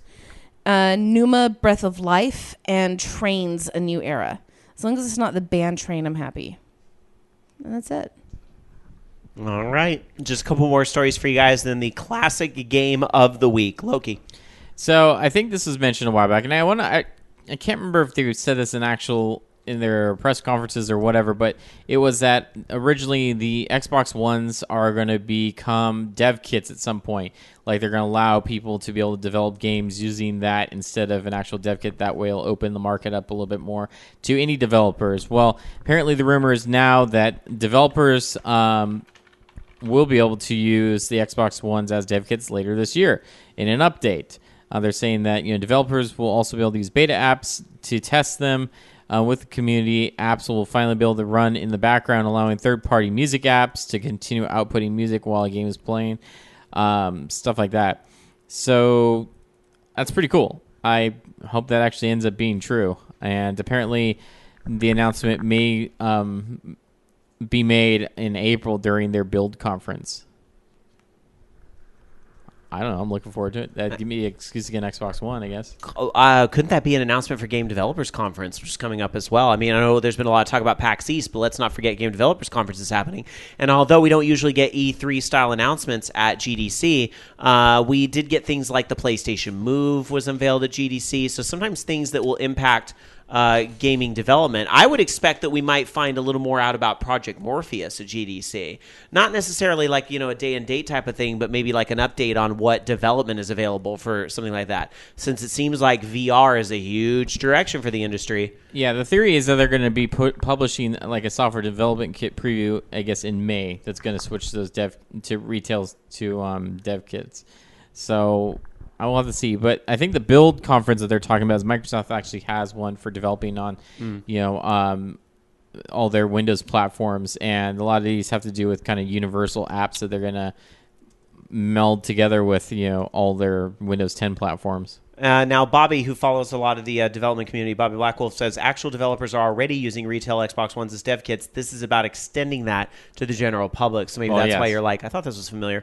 Also, Bobby saying and confirming in some ways what I was just saying, there is a 4-hour presentation about Project Morpheus at GDC. I'm not surprised to hear that at all. And I didn't know that. I didn't look, I don't go to GDC. Although, funny enough, because of the way my flight to PAX East is, I'm probably going to San Francisco to see people that are going to GDC and like go to dinner one night, and then I'm flying to PAX East the next day while GDC is still going on.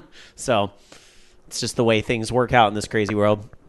So anyway, let's move on. We're almost to the classic game of the week, but I want to talk about new games for a minute here. And this isn't so much as a story as it is. I just wanted to bring up this topic because it's been a lot of discussion this week, and that is the reception to a pretty high... Excuse me. I'm so nervous. I'm burping. It's the release to a pretty high-profile PlayStation 4 game that came out this week, and that is, of course, The Order. And, I don't know how much stock you guys put in Metacritic. I think a lot of big outlets are starting to really walk away from scoring and the way that their reviews kind of impact Metacritic, because I know Joystick did that right before they closed. I think I saw Eurogamer just recently had walked away from giving games a score now. So, I think some places are starting to reject this Metacritic thing a little bit. But any way you slice it, The Order is sitting at a 65 right now on Metacritic, and a lot of people are saying it's kind of although it's a very pretty experience, it's a very pretty looking game, it's a bit of a hollow experience. And a lot of attention being called to the play length of the game, which is, depending on who you're asking, anywhere from 5 to 8 hours about is how long it's going to take you to play The Order from start to finish. Now, full disclaimer, I haven't played this game myself yet. I can really only state these opinions based off of what I've heard other people saying about the game.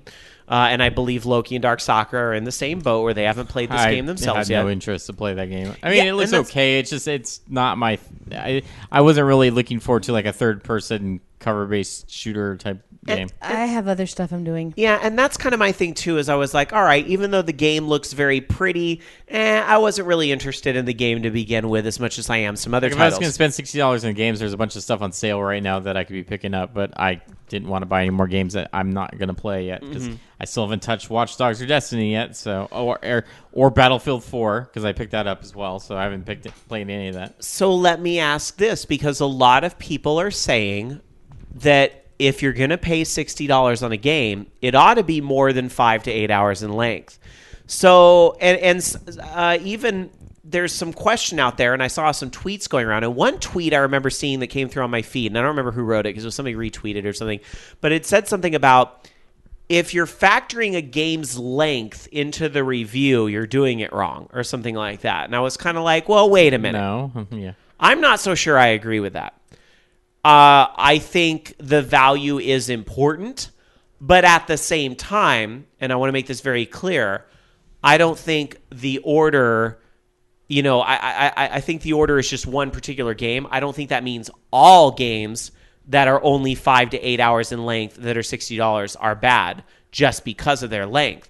I think it just really depends on the quality of what is filling that time. Well, also, it's not necessarily that the game's 5 hours. It's how much replayability is there. Because it could be 5 hours long, but if I can replay it multiple times and get enjoyment out of playing that over and over again, then that sounds good. But the problem is, it sounds like it's a lot of cutscenes that are kind of extending the gameplay time a bit. So I don't really know how much enjoyment I would really get out of it unless it's a really, really good story.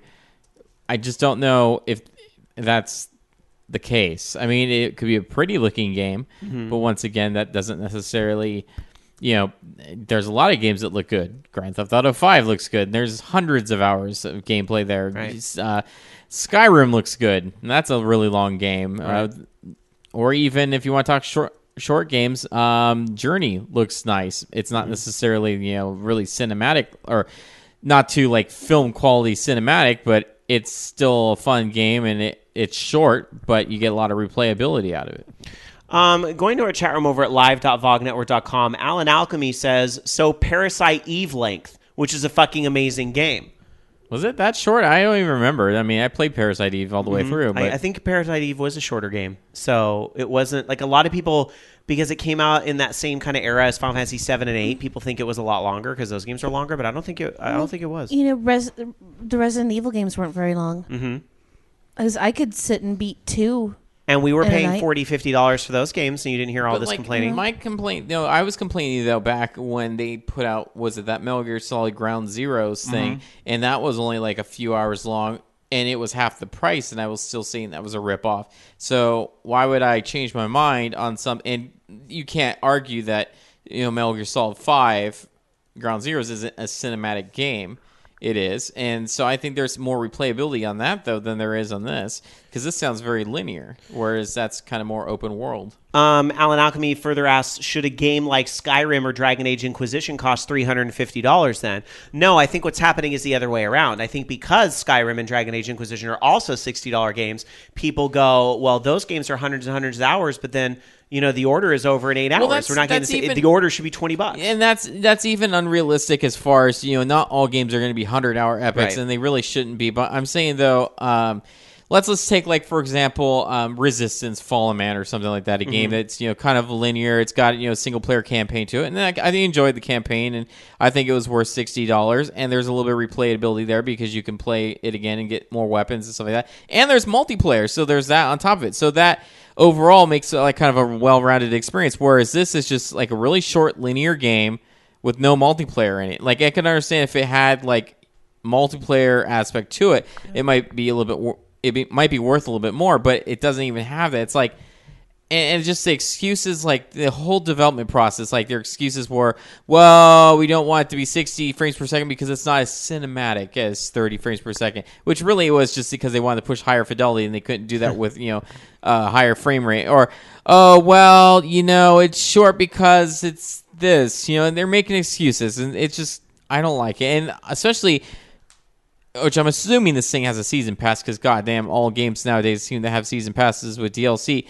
I want to see what they put out for DLC because, if that's stuff that could have easily been, how about we just wait until the, whatever complete edition comes out or something like that. That might be a little bit more worth it. And if it is terrible, I think some people are worried that the order may have DLC, and I can actually, I can kind of get where some of that might be a little bit justified. Like if this DLC comes out and then they're asking even more money for it, where some people are going to get like really irritated with that. I mean, at least Parasite Eve never tried to sell DLC on top of it type of thing, right? But anyway, there's a lot of great comments in our chat room here. I want to make sure I get through some of these. Over in chat over at live.vognetwork.com, the SEG is there saying, for a buyer's review, cost versus gameplay length needs to be noted. Academic criticism not relevant, which isn't to say it's the factor, but just something to know. What I think I agree with that. You It's know not what the I sole remember factor, but it's something is to know. was it EGM or Games? I think it was EGM that used to do that, where they would have kind of a review in there, like a little chart almost showing replayability over time. Yeah. And I love that. I think that's a great idea, and this kind of would fall into it. It's like if this game has a ton of replayability to it, then by all means, a 5-hour time frame on it doesn't mean really much of anything. It's just, like a lot of arcade games were short. Right. Let me get through some more of these comments because there's so many good ones. ActDeft and live.vognetwork.com says, Portal 1 is an hour short, and who doesn't love Portal 1? Well, maybe once you know how to do it, Portal 1's an hour. But still, I would say Portal 2 was maybe a 5-hour game, right? And it was full price. It's been so long since I played it. Then again, it did have the multiplayer element to it, but it still was a shorter game, and I didn't see people complaining about the length of that. And but so then forth. again, it's also something that now with, they level editors and stuff, the replayability is huge. Let me get through some more comments. Let's see. Over at live.vognetwork.com, Dungeon Buster is pointing out that the $40 for the orange box went towards the entire package. Let's not forget Portal 1. They weren't selling for $60 by itself. The orange box was one of the greatest gaming values they've ever released. Kaijudo says you're paying for the experience, not the game time. That's like saying shorter movies should cost less than longer movies. If you want to pay less for a shorter game, just rent it like people have been doing for years. Can we get a remastered version of the orange box on these consoles? I'd buy that again. And the movie is a good comparison because honestly, people will buy a Disney movie that's 90 minutes long. They'll buy a $29 Blu-ray of The Lion King and not even give it a second thought. And it's like a 90-minute movie. But a movie like that, you can watch over and over and over and over and over and over and over again, and probably, especially if you're a child, and never get sick of it, right? Yeah, but then you're comparing like stories. I mean, like I said, if the story of the Order is really, really, really good, then there's no problem there. I have a hard time believing that it's like if the story that would have to be that good would be like, for me, it would have to be along the lines of like BioShock Infinite or something like that. Something really like, wow, that's a really cool story. So yeah, and I think the bottom line here, and just kind of to try to wrap this subject up, is that I think just because a game is 6 to 8 hours and is $60 doesn't mean that the game is instantly bad or a bad value, and we shouldn't necessarily turn away and not even try a game because it's only 6 to 8 hours and happens to be $60, because there are a lot of good compact experiences out there. It sounds to me like The Order is just not one of those experiences. For as hyped as this game was, it might be very pretty and so forth, but the game, again, from what I'm hearing secondhand, maybe the game just wasn't particularly memorable. It sounds to me that they were spent so much time on getting the visuals right on it that they ran out of time to make the rest of the game, and then they just had to put it out because it had already been delayed, and now it's just like, well, it's short, but we'll just make it up later in DLC that we can sell or something. Yeah. All right, anyhow, I'm sure there's plenty more to say on this topic, but maybe we'll take that to the forums for a little bit of a follow-up next week. Anyhow, I do want to move on, though, because we're running a little long for this half of the show. But, we have to get to our classic game of the week. Every week, DarkSakura steps into the gaming vault and finds a game where she's like, hey, back in my day, you paid $60 to be a little square that would bounce a ball. Blip. And you loved it. Blip. It's the classic game of the week. DarkSakura, well, maybe this isn't really a square with a ball, but it is a classic game. It's at least 10 years old to qualify. It's older than some of you kids. That's right. DarkSakura, what is the classic game of the week this week? The classic game is Batsugun. It is a vertical shoot-'em-up game that was put up by a developer called Toaplan. The name translates to exceptional or extraordinary. It was an arcade game that came out in 1993, and there was a second version that was shown at the Arcade Operators Union in Japan that never came out because Toaplan went into bankruptcy. It was called Batsugun Special Version. It appeared, though, on the secondhand market, by the way. There were two versions out on the Sega Saturn, one in 1996 that was recoded by an offshoot of Toaplan called Gazelle. This is the game that many people will say started the bullet hell genre, or manic shooter. Basically, as the game was being developed, the employees would go. Let me rephrase this. People who were involved in the development of the game went on to work at Cave and made this a thing. The main programmer of the game was Tsuneki Ikeda, who had I'd probably say this game, since it's pretty vicious with how hard it can get. I need to find this guy and go, why? Anyway, the special editions had a few different changes. Had a smaller hitbox, a shield, more powerful bombs, scoring items, and multiple game rounds or loops that got harder and harder. The Saturn versions were almost the same, but they had a few different things, including rearranged music and lack of slowdown in some cases. So it actually, you couldn't rely on the slowdown to give you, more time to judge where the bullets were. So basically, it's the joystick 2-button control. You have a fire, you have a bomb, and you gain experience points that are separate from the score.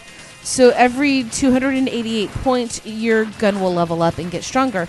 So it's kind of like RPG elements in a shoot 'em up. The characters, though, were like super fucking generic looking as all get out. You had Gino, who actually looks kind of like Trunks from Dragon Ball Z.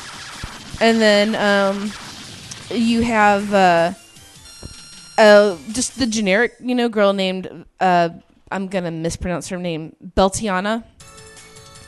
And then you had the other guy who's like the pretty boy, bad boy guy named Iceman. Who's like, I'm sure was a complete ripoff of Val Kilmer's character in Top Gun. So anyway, you also can get points by collecting these V-shaped medals, and you get 3,000 points when the thing's finished for every one of those that you have, and 5,000 points for larger ones. And then if your ship is destroyed, you lose all your medals. You get an extra life at 1 million points. Now, the names of the ships just have the best name, the bad guys. You have Deep Purple, Madzilla, Deep Steel Darkness, Jupiter, and Ground of the Galaxy. It's with an R in it for how it was romanized. Galaxy, but I still think it's awesome. My favorite, though, is Mad Steel Darkness, because that's just a cool name, and I would steal that for a band. So there you go. Batsugan. I have to admit, I have I don't have a familiarity with this game until you are mentioning it here. I did not realize this was a game to thank for the bullet hell, but I can definitely see it in this. Yep. That's neat. Did you see, just how, for as pretty as this game is, and the good music and really fun that it is, did you see just how absolutely generic the characters are? Yeah. Seriously, it's like, this guy looks like Trunks. That's this guy okay, looks though. like, generic anime guy number 3. What year is this from? 1993. So, yeah, they all have that sort of mid to early 90s anime-looking everybody. It's okay. I don't fault the game for that, really. This is actually a game I'm looking to get on Saturn, but I haven't, when it's come across my path, I haven't had the money for it, so. All right. So there you go. That's good. There it is, your classic game of the week, Batsugan, here on Orange Batsugun. Batsugun. I want to say gun, though, because it's a shooter. Gun. Surely you understand where I'm making my mistake. All right. DarkSakura, what bullet hell shooters do you think we would owe this game thanks? Espagaluda. Because I like saying Espagaluda. I think for a while I was calling it Escaped Beluga. All right. That is going to do it here on Orange Lounge Radio for the first half of our show, but don't go anywhere because there is plenty more show to come. When we come back, we're going to get into the Fugo question of the week, some rapid-fire news, your emails, or maybe it's just email this week, and your calls. We got more OLR to go. And it's already 7:55. We got to get going here to try to get done here by 9 o'clock or midnight on the East Coast. Or I guess we just go along tonight. We'll find out when we come back with more of OLR right after this.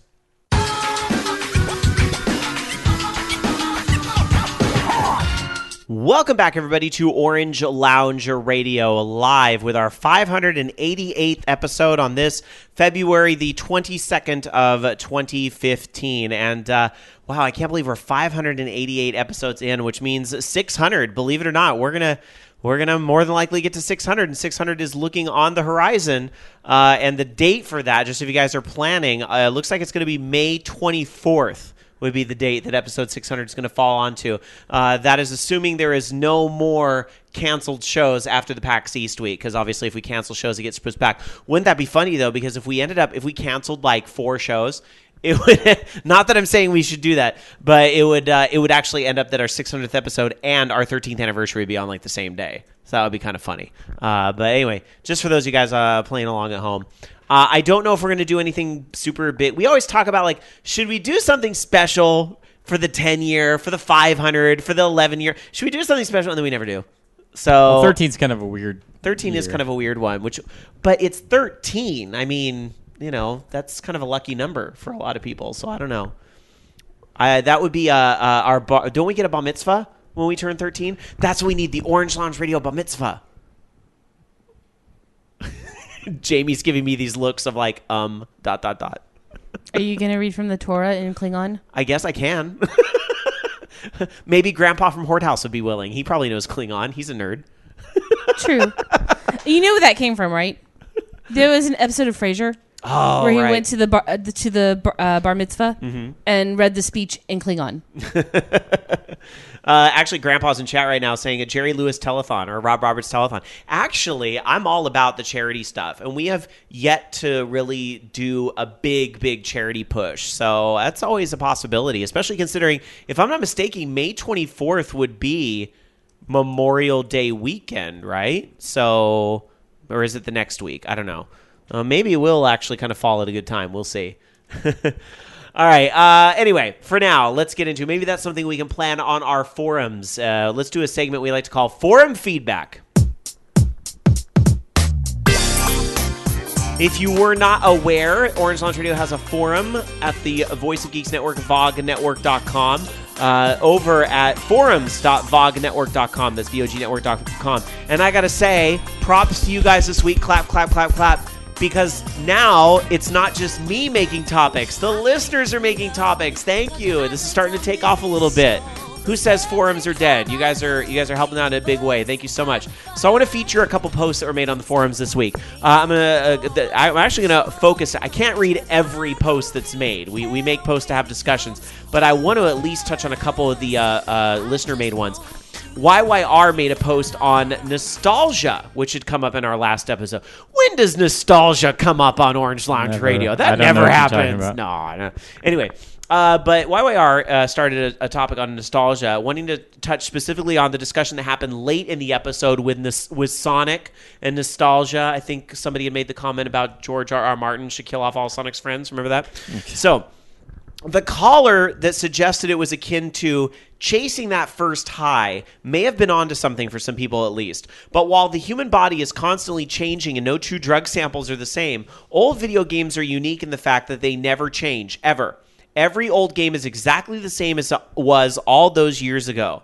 Now, I'm not sure if I'm just different or strange, but in recent times when I've gone back and played Mega Man 2, Super Mario World, or other favorite games I played as a kid, I feel the same joy as I did back then. Everything is just as I remembered it, and I love revisiting these old classics again and again. This applies even to old Atari or Commodore games. I wonder if maybe this is because I've gone back to this stuff every few years. There hasn't been a huge gap of 15 or 20 years. How does everyone else feel when revisiting these old things? Rebel Romance replied to this and said, the games don't change, but I can certainly see how the experience does. Getting older, developments in gaming and technology, the shift in how we play games socially all affect it. For me, I suppose that nostalgia is more for the moment in time than just the game itself. I'm taking that to maybe mean that when you go back and play a game like Mario World or Mega Man 2, not only is it you experiencing that, but you kind of getting taken back to when you're a kid. Like for me, when I play Super Mario Bros. 2, and it's a very specific moment in Mario Bros. 2, when I play Super Mario Brothers 2 and I don't use those warp zones, I actually play the game straight through and I get to World 1-3 where you fight the boss Mouser. Remember that? Remember the boss Mouser? It was kind of... Mario 2 had some really awesome characters who never really came back. Like there was Fry Guy and Yeah, but those Wart. weren't technically... I know they were part of the whole Japanese Doki Doki, but Yeah. but if they can repurpose the Shy Guys. Come on, Shy Guys came from that game, and they've been repurposed in all these other Mario games. If they can do that, they can bring back Wart or something. I'm waiting for my Mario game where we take him on again. But anyway, I digress. When I play Mouser, I remember that night, and it was New Year's Eve, probably when I was 10 years old. I might be fudging the year a little bit, but I think I was 10 years old. On New Year's Eve, I stayed up all night. Because you could do that because it was New Year's Eve, so a 10-year-old could be up all night. Like, that was the one day a year you got to be a total insomniac as a kid, right? I stayed up all night trying to beat him. And I finally did, but I remember it took several tries. And I don't know, like when I play Mouser in Super Mario Brothers 2, I'm taken back to, I'm staying up all night. I'm being bad. I'm staying up all night and playing video games. This is what I love. So... I don't know if you guys have any like specific moments you remember like that, but that's some for me. No, but I have a thought about Sonic though. See, the thing is, I think the new series now with Sonic Boom is they're trying to be very formulaic with it instead of just making a Sonic game and making a good Sonic game like they did with the original Sonic games. Now it's like we got to turn it into a franchise.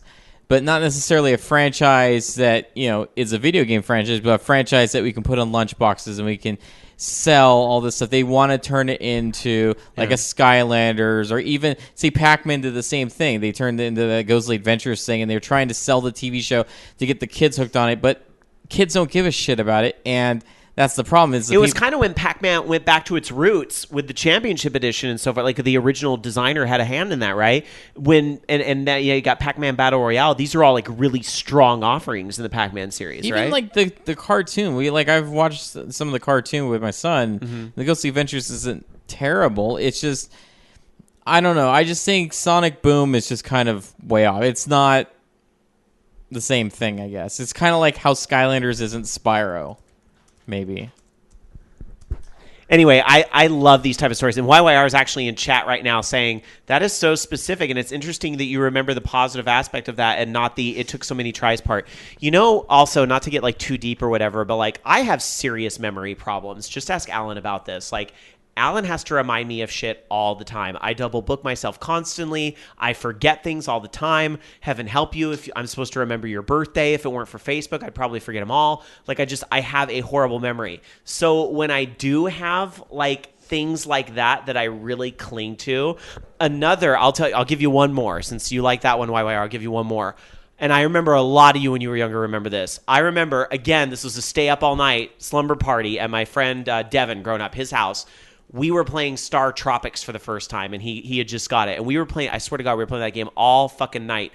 And we got to the part where you had to have the letter. And I swear to God, I can't remember what I did last week, but I can remember the layout of Devin's kitchen, going to get the jar, because it was like an old school like mason jar type of thing that we got. We filled with water and put that letter in there so that you could see that code that actually came up on there. So... Anyway, I do. I have these like really random ass memories in gaming. So when things like that come up, I cling to them. Or in case you don't have the manual because you bought the game used, and you had to call the Nintendo hint line. They're like, "Well, just put the letter in water." I'm like, okay, "What letter?" And their letter came with the manual. I don't have the manual. Okay, the code's 767. Oh my gosh. YYR is I'm sorry, 747. I have to write everything down or ask people to remind me, but I will always remember how to get through the beams in the Quick Man stage. Yes, I am high-fiving you from California. Yes, I totally remember that. Okay, you want one more story? One more story? Rob was literally doing that, by the way. I don't lie here on OLR. I also remember getting in a shit ton of trouble in the 5th grade. I got busted because the teacher was trying to teach, which is ironic now that I'm also a teacher, but the teacher was trying to teach and I wasn't having it because I just got the latest episode of Nintendo Power, or latest issue of Nintendo Power with Simon Belmont on the cover. It was that very controversial cover. I don't know if you remember. I got that and I brought it to school and I was showing one of my friends while she was trying to teach, and she got so pissed she took it away from me.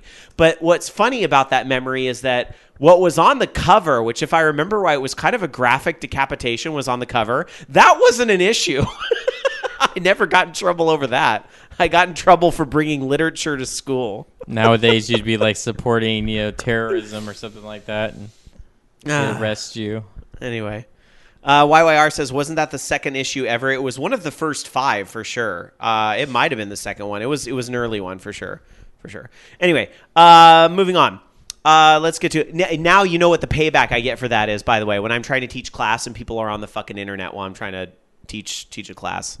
Anyway, going to another topic from our forums, one more tonight, where Flacco Jones has started a topic on video game genre mashups, because he was talking about that we had the guys from Star Mazer on last week, which, by the way, congrats, they made their Kickstarter goal. And I'd like to think we helped a little bit. Surely their own telethons, and they did like a 24-hour thing on Friday. That was probably a big part of it. But they not only hit their goal, they did make it to 180,000, which was their first stretch goal for bringing in more musical talent. So some of those great names that they were talking about are going to be on this soundtrack. So congrats to those guys from Star Mazer. But Flacco Jones had been listening to the interview and said, I was intrigued by the merging of point-and-click and shmup genres, and I wanted to know what other genre mashups the listeners could come up with. I'll start. When I interviewed with Konami to be a game tester years ago, one of the questions they asked me was, what is your favorite type of video game? And I answered, I like RPGs and sports games the most. The interview commented that he never heard that combination before, and that got me thinking about not the individual genres, but combining them. While I don't play them as much anymore, one of the things I liked most about playing sports games was career mode, if there even was one. Now take that concept and really expand it to incorporate elements of RPGs where you upgrade your character's skills not just through combat, or playing the games in this case, but through all sorts of other methods, such as interaction with other characters, side quests, and so on. If during your career mode, your athlete makes a blunder on social media, for example, they actually lose stats. There's a ton of possibilities beyond just playing a sporting event and getting better or worse throughout the season or career. Now, Bobby Blackwolf joined in and followed this up saying, the NCAA football games did that for a while. You'd have to schedule your off time, and that affected your stats in the next game. Spend free time studying raises your awareness. Spend time in the gym raises your toughness. Spend time with your girlfriend distresses you. In your dorm room, you would even have a picture of your current girlfriend, and as you got better, you got hotter girlfriends. Well, that's interesting, but okay. You could then take that character and import him into Madden, which would take his stats, and then Madden also has stuff like press interviews and coach interactions. It's very basic, but the groundwork is there. They even simulate Twitter now, where you can see ESPN pundits and fans tweeting about your action on the field. Oh my gosh. And then YYR said, has there been a combined fighting music game yet? Like if you hit enemies off beat, they barely flinch, but if you punch them perfectly on beat, they explode into bloody chunks. Not so much that, but Def Jam Icon was a fighting game set to music. See, and Bobby Blackwolf has suggested Kickbeat to that, actually, as well. And YYR said, but Kickbeat's kind of a rhythm game at its core, but I meant something like you have free control over your character and their attacks, like Final Fight, but the timing of the attack matters. Also, bloody explosions, very important. Def Jam Icon, but it wasn't bloody explosions, but it would, like, if you hit stuff on the beat, then it would do more damage. In a way, I mean, I don't, this is kind of out there, but go back to the old school Kung Fu on the 8-bit NES. Do you remember Kung Fu? Yeah. Like it was like a side scroller and you were going up the different stories to, I don't know, rescue your girlfriend who was on the 5th floor or something like that. There was a pattern to the way those enemies would show up. And for some people, you would kind of get it to the music, right? So in a way, like a game like Kung Fu, you could probably memorize some of the patterns of the guys that come out to the music. I don't know, but I think I kind of just like maybe the concept is rooted in there somewhere. But of course, we need more bloody explosions. I completely understand that. Anyway, great suggestions on the forums. I love these posts. Post more. You guys are doing awesome. Forums.vognetwork.com. Don't be shy, but remember, I can't read everything on air because I've already spent 15 minutes reading that, and we got to get into some more segments like our rapid fire news. Loki. Yeah, it's funny that you mentioned Star Tropics because this story actually has to do with Star Tropics. Apparently, this guy named Brad Smith was playing Star Tropics and noticed that there was something kind of funky about the sound in the game, and actually went through and edited the ROM to fix the problem, to basically fix. There was like this little bit of I don't know what you call it, like part of the melody or whatever that cuts out in the game that comes back later on in like the overworld, and it just sounds weird. So he found out what it was, and edited some code errors in there. Now it plays fine, but it's kind of cool that people go back and bug fix stuff, from a long time ago. Kind of like how they remember the ET and made ET better. That was pretty cool. And then this is kind of funny. Did you know that there was a Carmen Sandiego game that took place entirely in North Dakota? Yes, there was a Where in North Dakota is Carmen Sandiego. I believe that I brought this up when I actually covered Where in the World is Carmen Sandiego. Did you really? I didn't remember it. So I believe I did. Oh, maybe. It actually happened a few other places where we're able to license the character for doing local edutainment games. Is this something making the blog rounds again this week or something? Yes. Oh, okay. I got it. But and then they actually had like a review that was done of the game and kind of showing it, and it looked like it was pretty decent. Originally there were supposed to be 20 different states kind of trying to license their own versions of the game, but it never ended up happening. Well, let me think. If she's in North Dakota, she's probably in, I don't know, Bismarck? Because where else are you going to go in North Dakota? Well, there's lots of different cities there. So she's in a field. I'm kidding. I don't want angry North Dakotans messaging me. But apparently, yeah, you can actually, I think, download the game. They were saying that it's on Asimov's Apple II FTP, which is ftp.apple.asimov.net. So that's kind of cool. And then this is... Where in North Dakota is Carmen Sandiego? Bismarck. She's in Bismarck. Doop-a-doo. Anyways, I'm singing way too much on tonight's show. I apologize. Yeah. I apologize. This is pretty sweet. This is one of the old shareware games I used to love back in the 90s. Raptor Call of the Shadows. It was a shmup game that came out, and now they have a brand new kind of edition of it, the 2015 edition on Steam that you can get for $4.49.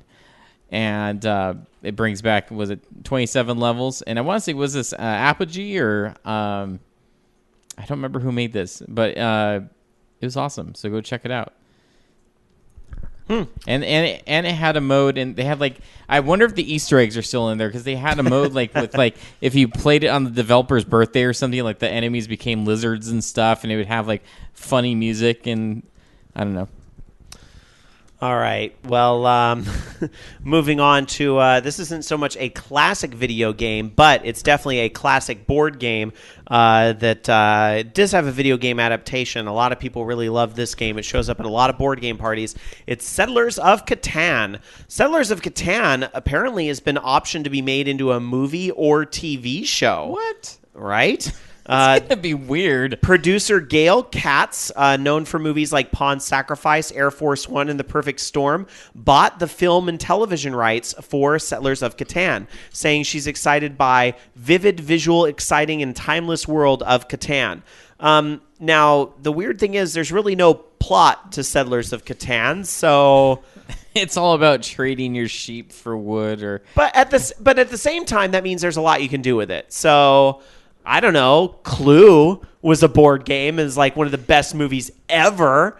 So, but then there's also Battleship. So I'm hoping. But the problem is, like, whenever I hear that they're licensing like some sort of fantasy or medieval like genre game, it's just like, hey, we want to try to be the next Game of Thrones, and that's what I always worry about. Oh, I hope not. No. It's just like, I don't know. There's not really a story to Settlers of Catan. Unless you do like something like ridiculous, like it's a bunch of people that play Settlers of Catan professionally or something like that, then maybe there'd be some silly movie out of that, but I don't see it. Anyhow, the Xbox One, the screenshots. We talked about this, I think, a couple weeks ago on the show because there was a tweet or something that had gone out from Phil Spencer. However, this week it's rolling out to beta testers. It's going to be part of the March system update, and this will allow you to say, Xbox, take a screenshot, if you have that Connect, or you can double tap the Xbox button on the controller and then press Y to take a picture. There's a little demo video that shows how it works, but It's just a screenshot, y'all. It's not that complicated. Glad to hear you're getting that feature. And lastly, a video game Hall of Fame being created at the National Museum of Play. Another term, I guess another way to call the Strong, which is the folks that are behind this, museumofplay.org. It's a New York-based outfit, and they are considering any game, basically, right now for its freshman class of World Video Game Hall of Fame honorees. It could be arcade, console, computer, handheld, or mobile. Visit the Strong's website and make a case for why it is your choice. I guess the website for that is worldvideogamehalloffame.org/nominate. So you can check that out. So, quickly, what video game are we going to ask the OL Army to go nominate? What video game do we believe they should be nominating into the Hall of Fame? I was going to say President Cat. No. Duh, the Guardian Legend. I could support the Guardian Legend. Very overlooked classic on the NES. Loki, you okay with that? I'm fine with that. All right, the Guardian Legend. That or Miss World Nude 96.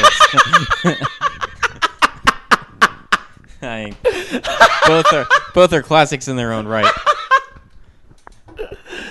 Go ye forth, listeners. Make it work. Make it happen. Get either the Guardian Legend or Miss Nude World 96. Come on, DarkSakura. You have to admit that's a pretty good choice. No. Everybody, move your body. Guardian Legend. There is nothing It's a else. singing episode. It's a musical There episode. is nothing else. I don't know. I might go nominate Miss Nude World 96 now. All right. All right, DarkSakura, if you want, you can change the topic with some more news. Spawn. Yes, there is a topic that was discussed with Todd McFarlane as if Spawn was going to be showing up in the new Mortal Kombat game. He said that they have access to use Spawn if they want to. It's up to them. He gave them a window of time, so if they want to, it could happen. So we'll see. In other news, Nintendo has happy fun stuff going on with the 25th anniversary of Fire Emblem. They're doing a symphony concert in Japan. This is going to be taking place looking at Tokyo Dome City Hall between July 24th and 25th. And someone give me a ticket so I can go. Please. I'm begging a little bit. And then last but not least, how's this for card games? Exploding Kittens. Exploding Kittens, put out by the Oatmeal, has broken all Kickstarter records. They raised $8.78 million with 219,382 backers. So I'm one of them. You get to have Exploding Kittens And as a the card game. NSFW deck, which I think seriously 90% of the people who backed it opted for the NSFW deck because we're all perverts. And you know what? What? The Oatmeal has been behind another Kickstarter that I think actually was a little bit more, I would say, important than Exploding Kittens. Mm-hmm. There was the funding out for a Nikola Tesla museum. Oh, I remember that. Very Indiegogo, yeah, I remember that. Which actually had a contribution by Elon Musk of Tesla Motors. So, just saying. But Exploding Kittens, DarkSakura, it's Rob. fine. Then when I get my deck, you can't play. Pfft. All right. We're going to get to the Fugle question of the week, but I just wanted to I wanted to mention to Loki, because we were joking about Miss Nude World 96. Do you know what I just realized as I was walking to the kitchen and getting some water? This is going to be the 20th anniversary. The 20th anniversary is next year. I feel like we should celebrate. Well, you know what that means. Strippers in Miss New World 96. Rob, What? the moment you said that, the line popped into my head from Resident Evil. I feel like we're having a secret meeting. It's gonna be one weird cam show on was it that PlayStation thing? That's every week here at OLR is a secret meeting. All right, let's get to the Fugle question of the week. It's Radio Comprendre.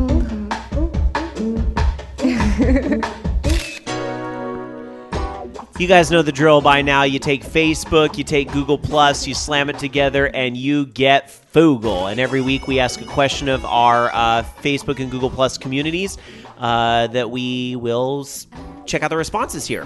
I guess I can read them all tonight because very few of you responded over on Google Plus. Remember, it was like a tie last week. It was like 3-3, but this week Facebook decided to be kind to us and showed the post to more people. So we only got one answer on Google Plus to this question, and it's about Killer Queen.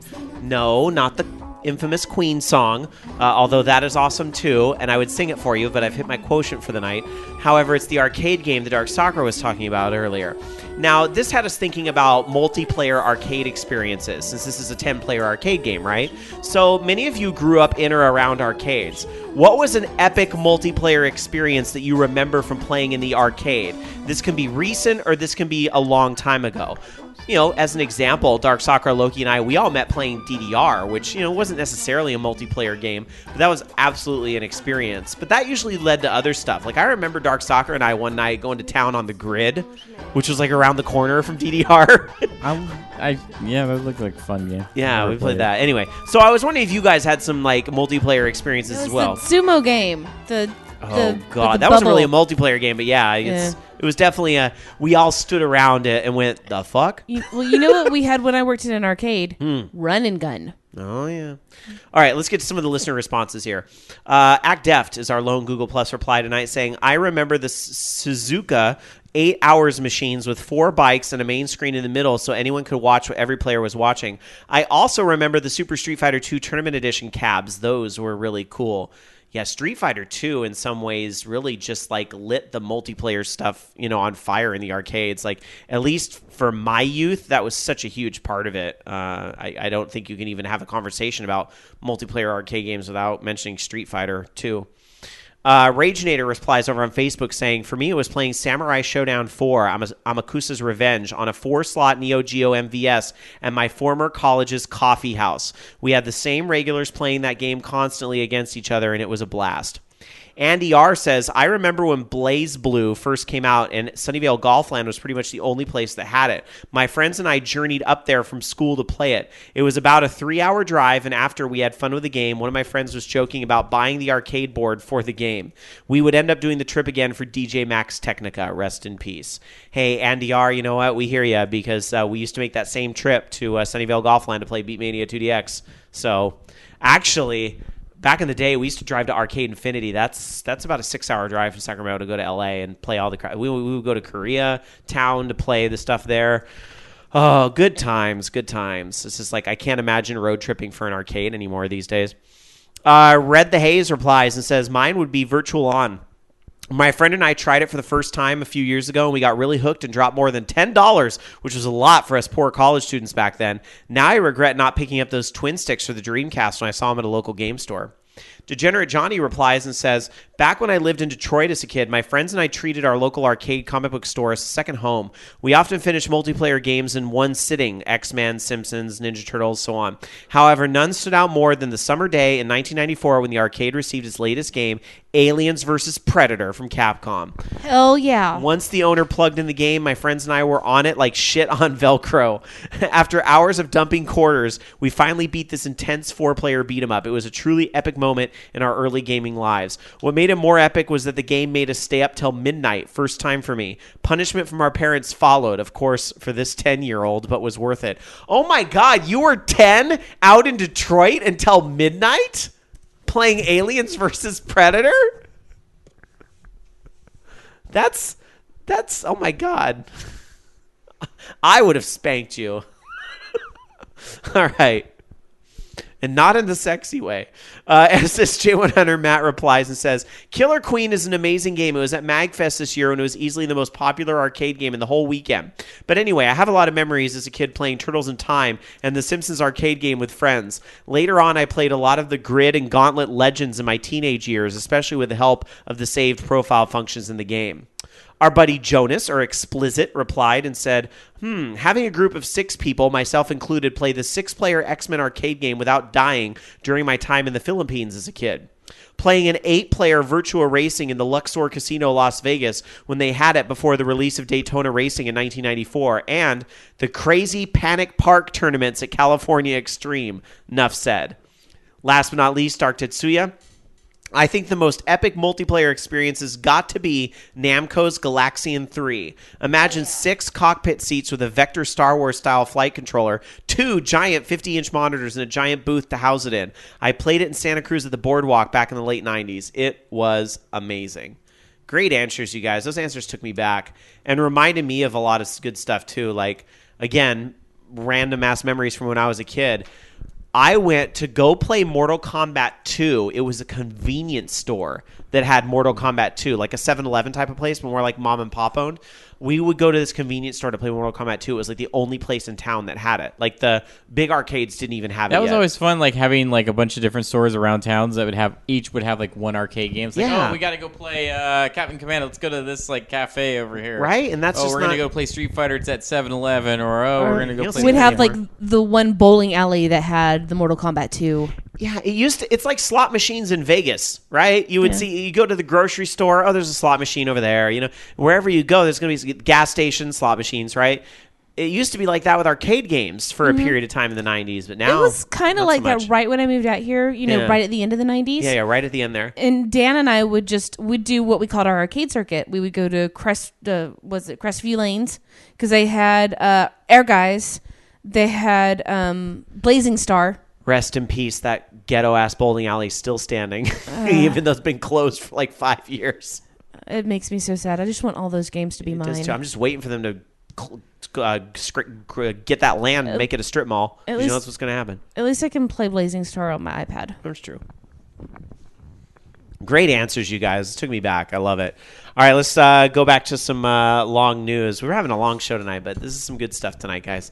But some more recent stuff that's going on in gaming. Loki. Yes. So there's been a class action lawsuit against NVIDIA for their new GeForce GTX 970 graphics card. Apparently, it's due to false advertising. And the reason being is that people have found that since it has 4 gigabytes of video RAM on there, apparently when games allocate more than 3.5 gigabytes of RAM, it starts to slow down. Apparently, according to the lawsuit, the last half of a gigabyte runs 80% slower than it's supposed to. And this is causing stuttering on high-resolution games and whatnot. So, interesting. I've been hearing, I always look into, possibly upgrading my desktop computer at one time, which is in parts right now, but I had GeForce GTS was it 880s at one time, or not 880s, 8800s. This is before they had just the 3-digit cards. Anyways, also saying, though, that apparently NVIDIA has acknowledged that the GTX 970 uses a different memory subsystem designed than its higher-end GTX 980, but said that the difference is negligible, but apparently it was something that a lot of people felt otherwise. So be interesting to see how this ends up. I don't know. I think it kind of sucks, though, especially if, these cards seem to come out so often, and they keep pushing, just how much that they can do, and I guess it makes for healthy competition. I guess now ATI comes out with something that works a little bit better, then people decide to go that camp and whatnot. I don't know. Akuma JP in our chat over at live.vognetwork.com says, I'm using a GTX 970. No problem here. All ultra settings. So maybe it just depends on what. I mean, that's the thing about building your own computer is that everything has to get along in the box, or you might have a serious problem. Well, and also I'm wondering too, because I understand you're all running all ultra settings, but I don't know how much of 4 gigabytes of video RAM seems like an awful lot, and I don't know if we're talking 4K displays and stuff like that. Is that what you're trying to output on this? Because it seems like that most games would not use 4 gigabytes of video RAM. Mm-hmm. I mean, at least I think that they wouldn't, but I don't know. Maybe they would. But I think probably ultra I'm settings. thinking this sounds to me like if you're running ultra settings on multiple monitors or something like that, that it would run into this situation. But I don't know. maybe it's once again, this is something that I guess will come out, if this lawsuit goes forward, that maybe it was just a batch of cards that was defective or something like that, and something that they fixed. I don't know. Hopefully they work it out. We'll see. We always talk about these lawsuits and things like that. It's crazy. Rama says, fanboys and their NVIDIA, Team AMD for life. Bobby Blackwolf says, I'm going to be getting a GTX when the Consumer Rift comes out because NVIDIA works better with the Oculus stuff for whatever reason. My current AMD has issues. All right, anyhow, let's move on. I want to talk about Yokai Watch. This series is huge in Japan, right? Huge. But it, for whatever reason, hasn't shown up in America. And I think a lot of people are wondering, especially those that are a little more tuned in to what's going on in the Japanese culture and what's popular over there, wondering when is Level 5 going to bring this over to the States? Well, guess what? Yokai Watch developer Level 5 has confirmed a deal to bring these 3DS games to an English audience. It's, this series is kind of like Pokemon, but there's more to it than that. Anyhow, merchandising and licensing and so forth, probably something that's going to follow with this. Hasbro actually has got that with Level 5, and they're going to launch these toys in 2016. They're going full throttle here in the States. Anime, comics, books, music, Monopoly merch, boards. the games themselves. It's all happening here in the States. The Yokai Watch franchise has been hugely successful, and we are ready to bring the brand to new markets across multiple platforms, said Akihiro Hino, who is the Level 5 president. So there it is. So not just the fact that it's coming stateside, but it's coming stateside with bells and whistles, which means that's kind of good because that tells me it's not going to be like a fringe game, because sometimes when Japanese games finally come out in the U.S., they're hard to find. They're fringe. It's like they have one run and then they're gone. You don't find them again. So if they're putting all this licensing and freaking Hasbro is behind it too, this game is not going to be hard to find. They're expecting this to be a big, big thing. Like a Yu-Gi-Oh! Or exactly. Naruto or something like that. So that's good to know. So there we go. I We'll stay already tuned. wanted it. I would imagine E3 is going to be very telling for this, especially if I'm Nintendo and I would get people really psyched about what's coming for the 3DS. I think you can fully expect to see some of that in their Nintendo Direct at E3 time. Anyway, DarkSakura. Well, things are getting serious in Australia. What's going on right now is that there was a report out from Torrent Freak that Australia is considering a 3 strikes copyright enforcement system, meaning that for anyone who participates in file sharing or infringing of copyright or, illegal, sharing of different movies and music and things like that, there is a 3 strikes copyright infringement rule. They give them the 3 strikes and then take action. So it's just a little blurb on here. It says this copyright notice scheme code is designed to facilitate a cooperative industry-led copyright notice scheme throughout which internet service providers and the owners of copyright works will work to deter the practice of online copyright infringement, blah, blah, blah, blah, blah. Step 1 is an educational notice. Step 2 is a warning notice. Step 3 is a final notice. And then each notice can be appealed with a cost of 25 Australian dollars. And if the appeal is upheld, then the fee will be refunded. Which, it kind of sounds fair right now. But this doesn't say what the actual punishments that are going to be used against these people are. So there's a little bit more about it on Torrent Freak. The article is, let me see if I can get the link for folks. Yeah, it's just a big, long URL on Torrent Freak, but just look up Torrent Freak and Australian ISP 3 strikes rule. It's a very interesting bit of information. I don't know. Good luck enforcing it is kind of where my head's at. That's sort of what I'm thinking on that one. I'm not saying that stealing is okay. Like, if you're going to pirate things, then, you have to realize that there are consequences, be it these very tangible things that they're talking about here, or just moral consequences in some ways of doing something like that. We get into a lot of gray areas and so forth, but the fact of the matter is, if you download a CD, you are stealing it. Don't copy that floppy. Right? But it's going to be very interesting to see how something like this is universally enforced without like spying on people. Or, what that comes to, I mean, like, how are you going to enforce that uniformly? Because that's another big thing, is that you can't make an example out of one person. And, a lot of people who make laws probably also download CDs illegally, or at least have at one point in their life. So I'm certain that there's very few people who are that morally upstanding that they haven't done it. Right. Well, also, this is Australia, so I want to say that I know there's some games over there that either don't come out because of their stupid like R18 thing. I think they finally fixed the rating system, but it's still like, I just know things have been censored for really random things in Australia. So I'm, again, I don't live there. Maybe we have some Australian listeners who can email us and clue us in a little more as to what the situation is really like over there. But I do remember distinctly when the new Mortal Kombat came out, not Mortal Kombat X, obviously, but Mortal Kombat 9 or whatever. Like, one of my friends from Australia on Facebook posted a picture of like the disc saying, "Thanks so-and-so for mailing me a copy of this because we can't get it here in Australia." So, because it was banned or whatever. And I think we had talked about it on the show years ago. So, but I thought they had fixed a lot of those issues where now there is a rating, but somehow stuff still gets kind of censored. I don't know. Anyway, we're about to the mailbag, but first, Loki. Yeah, so there's a rumor that apparently the Phantom Dust developer, Darkside Games, has shut down.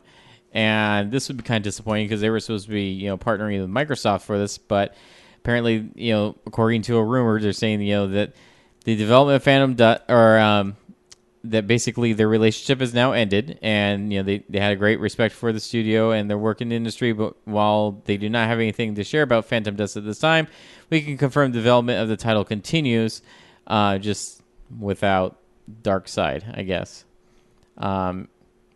So apparently they're saying that the 50 staff members have been forced to close since they lost the Phantom Dust contract. Ugh. But the game is not done with. I remember No. seeing that as more on Twitter. So the game is still coming, but this doesn't bode well because that means if they got the contract pulled, somebody wasn't happy with it. Not necessarily they were right in that call, but it's strange. Well, I hate reporting on these layoff type of stories because, one guy in a boardroom somewhere, or girl, or group of people made that decision. I don't know. It's always tough to hear about. So hopefully those folks will be able to find positions elsewhere really soon. Meanwhile, speaking of legal crap going on, this is something that came out a little earlier in the week. Do you guys remember when Bethesda was going after that game Scrolls that Mojang put out because Bethesda had the name Scroll for like Elder Scrolls and so forth? Now they ended up reaching an agreement, but some lawyers made a bunch of money off of that. Well, get this. The developer behind the indie title Fortress Fallout says that Bethesda's parent company ZeniMax Media forced him to abandon the trademark for the game because of infringement with, of course, the Fallout series, which hasn't had a new game in a while, but perhaps something is being announced real soon. I don't know. But anyway, ZeniMax asked in a letter that the creator, Jordan Marin, quote, who, by the way, goes by Captain Sparkles on YouTube, quote, immediately expressly abandon the application for Fortress Fallout and cease any and all current or proposed use of any mark incorporating the term Fallout.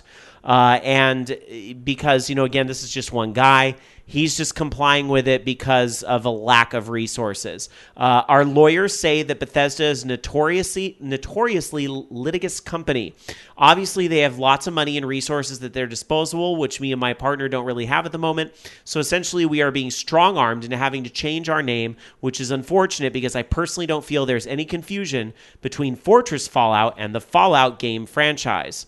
And certainly looking at the screenshots, there's really nothing in common with this game and Fallout. This game is not about nuclear fallout or anything like that. So I don't know. This kind of, I mean, It's one of those. I understand. If they had the money to fight it, he would probably win. But at the same time, he doesn't have the Get money. settled out of court just like the Scrolls thing did. Yeah. That's probably what would happen. And it's easy to point a finger and go, stop being an asshole, Bethesda. But also there's that whole element of, well, if you don't protect a trademark, then you're at risk for losing it. So on one hand, Bethesda has the responsibility to do something like this. But then you kind of look at it and go, who gave them a trademark on the name? Just Fallout for everything, like Fallout Star for all games to begin with. I mean, that's, I don't know. Especially I think when it comes down to that, like, you shouldn't be able to have, like, I shouldn't be able to make a game called Fallout. And it's even like, then, maybe do you remember? We just had this discussion like a year ago, and it was Candy Crush Saga and the Banner Saga. Like, it was that whole thing again. And everybody was looking at King, going, "Who the fuck gave them the patent or trademark? Excuse me, on Saga? Like, how did they?" There just needs to be a lot of reform. Yeah, but it's not going to happen. So. Of course, there's no duking it out with Square for Saga Frontier. right. Well, this just goes to show, and Bobby Black was in chat saying, "Well, the USPTO did." Well, yes, we know how that happens, but it's kind of one of those things where it's like, okay, maybe we really need to look at some of this trademark and intellectual property and the way we do it, because we haven't really modernized that for the internet age, and I think we're starting to see that kind of bite us in the ass a little more. I don't know. And Bobby Blackwolf pointing out Vanguard V was originally Vanguard Valkyrie until CCP came along because of Eve Valkyrie.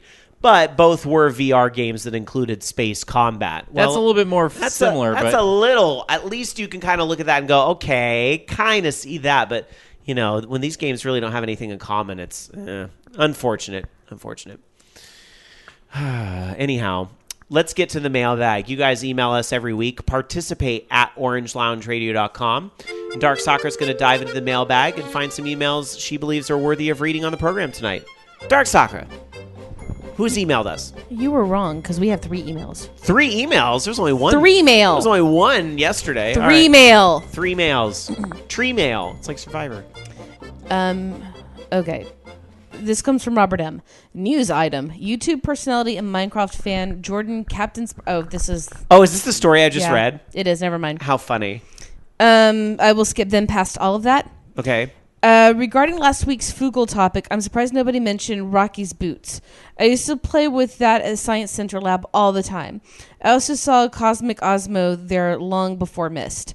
Still busy at work, should be able to take time to back up things on my PS3, cloud save, and put in a repair ticket soon. Trademark. Quote fingers. Period. That was I mentioned Rocky's Boots. I love that game. If I didn't mention it on last week's show, I certainly mentioned it in the past month at some point. I remember talking about it on the show. I love that game. Love it. Next email? Yep. I was excited to hear is HEAR, not HERE, about last week's forum topic, classic educational games, though I wish someone would have mentioned my favorite, Robot Odyssey. It was from around the same time as Oregon Trail, and it was like a super advanced Rocky's Boots. The protagonist falls into Robotropolis and has to find his way out. You can go inside robots and inside computer chips. Sorry, my neck. Once inside any of these, you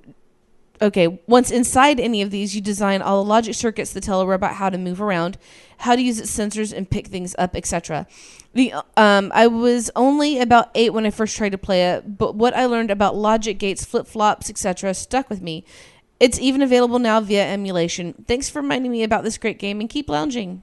That's from Salmonax. I vaguely remember that game. I think do. I think that was another MECC game, who made a lot of those. What was it? It was like Minnesota Entertainment. I don't remember what it stood for, but I know MECC made a lot of those classic games like Oregon Trail and Number Munchers and all those games. So, and Rocky's Boots, I believe. So I wonder if that was another one of their titles. Sounds familiar. Last email. It's called Email Plus One. In case you don't have any emails tonight, here's one for you. Smile. Cheers, Andy R. That's Andy. it. That's it. Yeah. Cheers. Here you go. Well, thank you for just leaving a safety net in there just in case. Luckily, we had a couple other emails in there to fill out the sack, but very kind of you. Very kind. Yes. Cheers. You know what? I love that. Just getting an email. Just wanted to say hey. I just want to get an email that goes, sup, bitches? And then I'll know you do know that Grandpa stole that, and he uses that on Horde House every week now. Really? Yeah. He stole my sup, bitches? Yeah, you should charge him a quarter. He just have me on the show. We should have you on the show. Have me and Becky. We just had a Sill residency on Horde House. She did 2 weeks. She did 2 because she's been on vacation. So she did 2 weeks on Horde House, and she was fabulous. I mean, his Star Trek thing. Oh, you want to go on a Star Trek show? Because Becky and I have been like talking DS9 like over the past 3 weeks. Oh, well, Grandpa, make it so. Engage. I wonder if he's still listening. I don't know. He was in chat earlier, but he might have left to go poop or something. I don't know. That's what he does.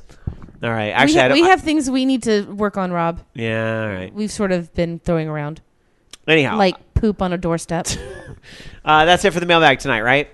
Yeah. Participate at orangeloungeradio.com. Let's get to the FUs of the week.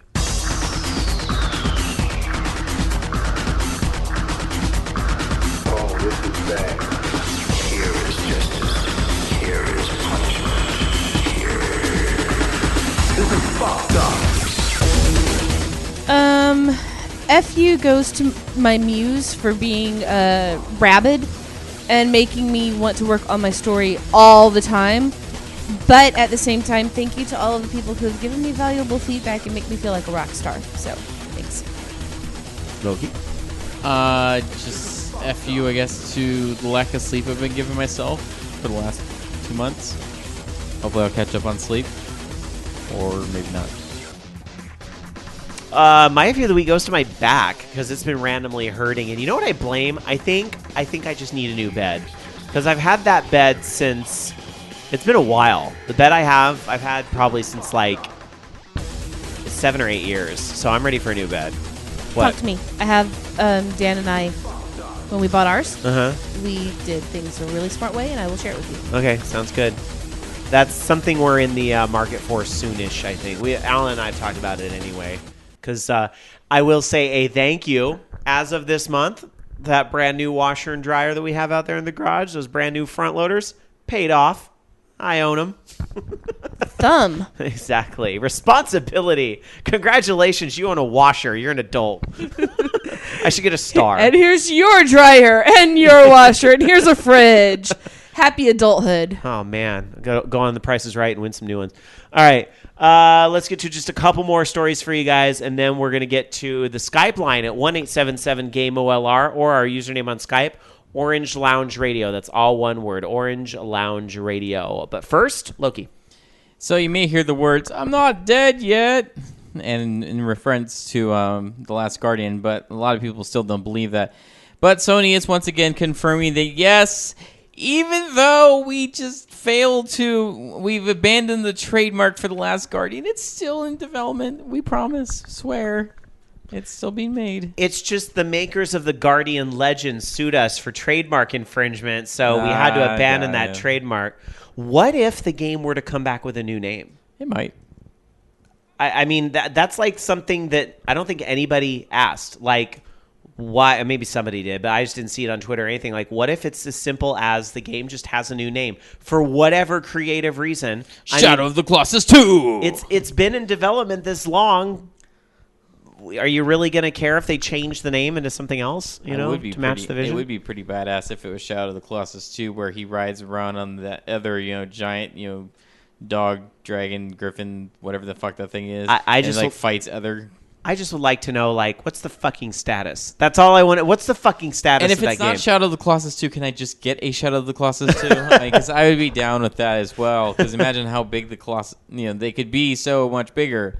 And it'd be so much more epic. And imagine taking down, them with a group of people. But then again, we're starting to get into Monster Hunter territory at that point. Bobby Blackwolf in chat says, "The Last Guardian broke your heart, just like I said it would, or just as I said it would. The Last Guardian is really Frog Fractions 2." I'm okay with that. I'm totally okay with that. I'd also be okay. What fucking happened to Frog Fractions 2? Wasn't there like a giant Kickstarter? No one's found it yet. Didn't he have to share it with Kickstarter backers or something? Wasn't that part of the thing? He hasn't. It's just that no one's found it yet. If you just say Frog Fractions on Twitter, the creator will favorite your tweet. I found this out. Every time I've said something about Frog Fractions, the creator favorites the tweet. He's running TweetDeck and he has a Frog Fractions column or something that every time somebody mentions that game. So I hope it shows up soon. I'll start mentioning it every day now. No, but I would like to know what happened to Frog Fractions 2. Maybe that could be the Order 1886. All of a sudden, like Maybe. 30 days in, we're going to get some frogs appearing.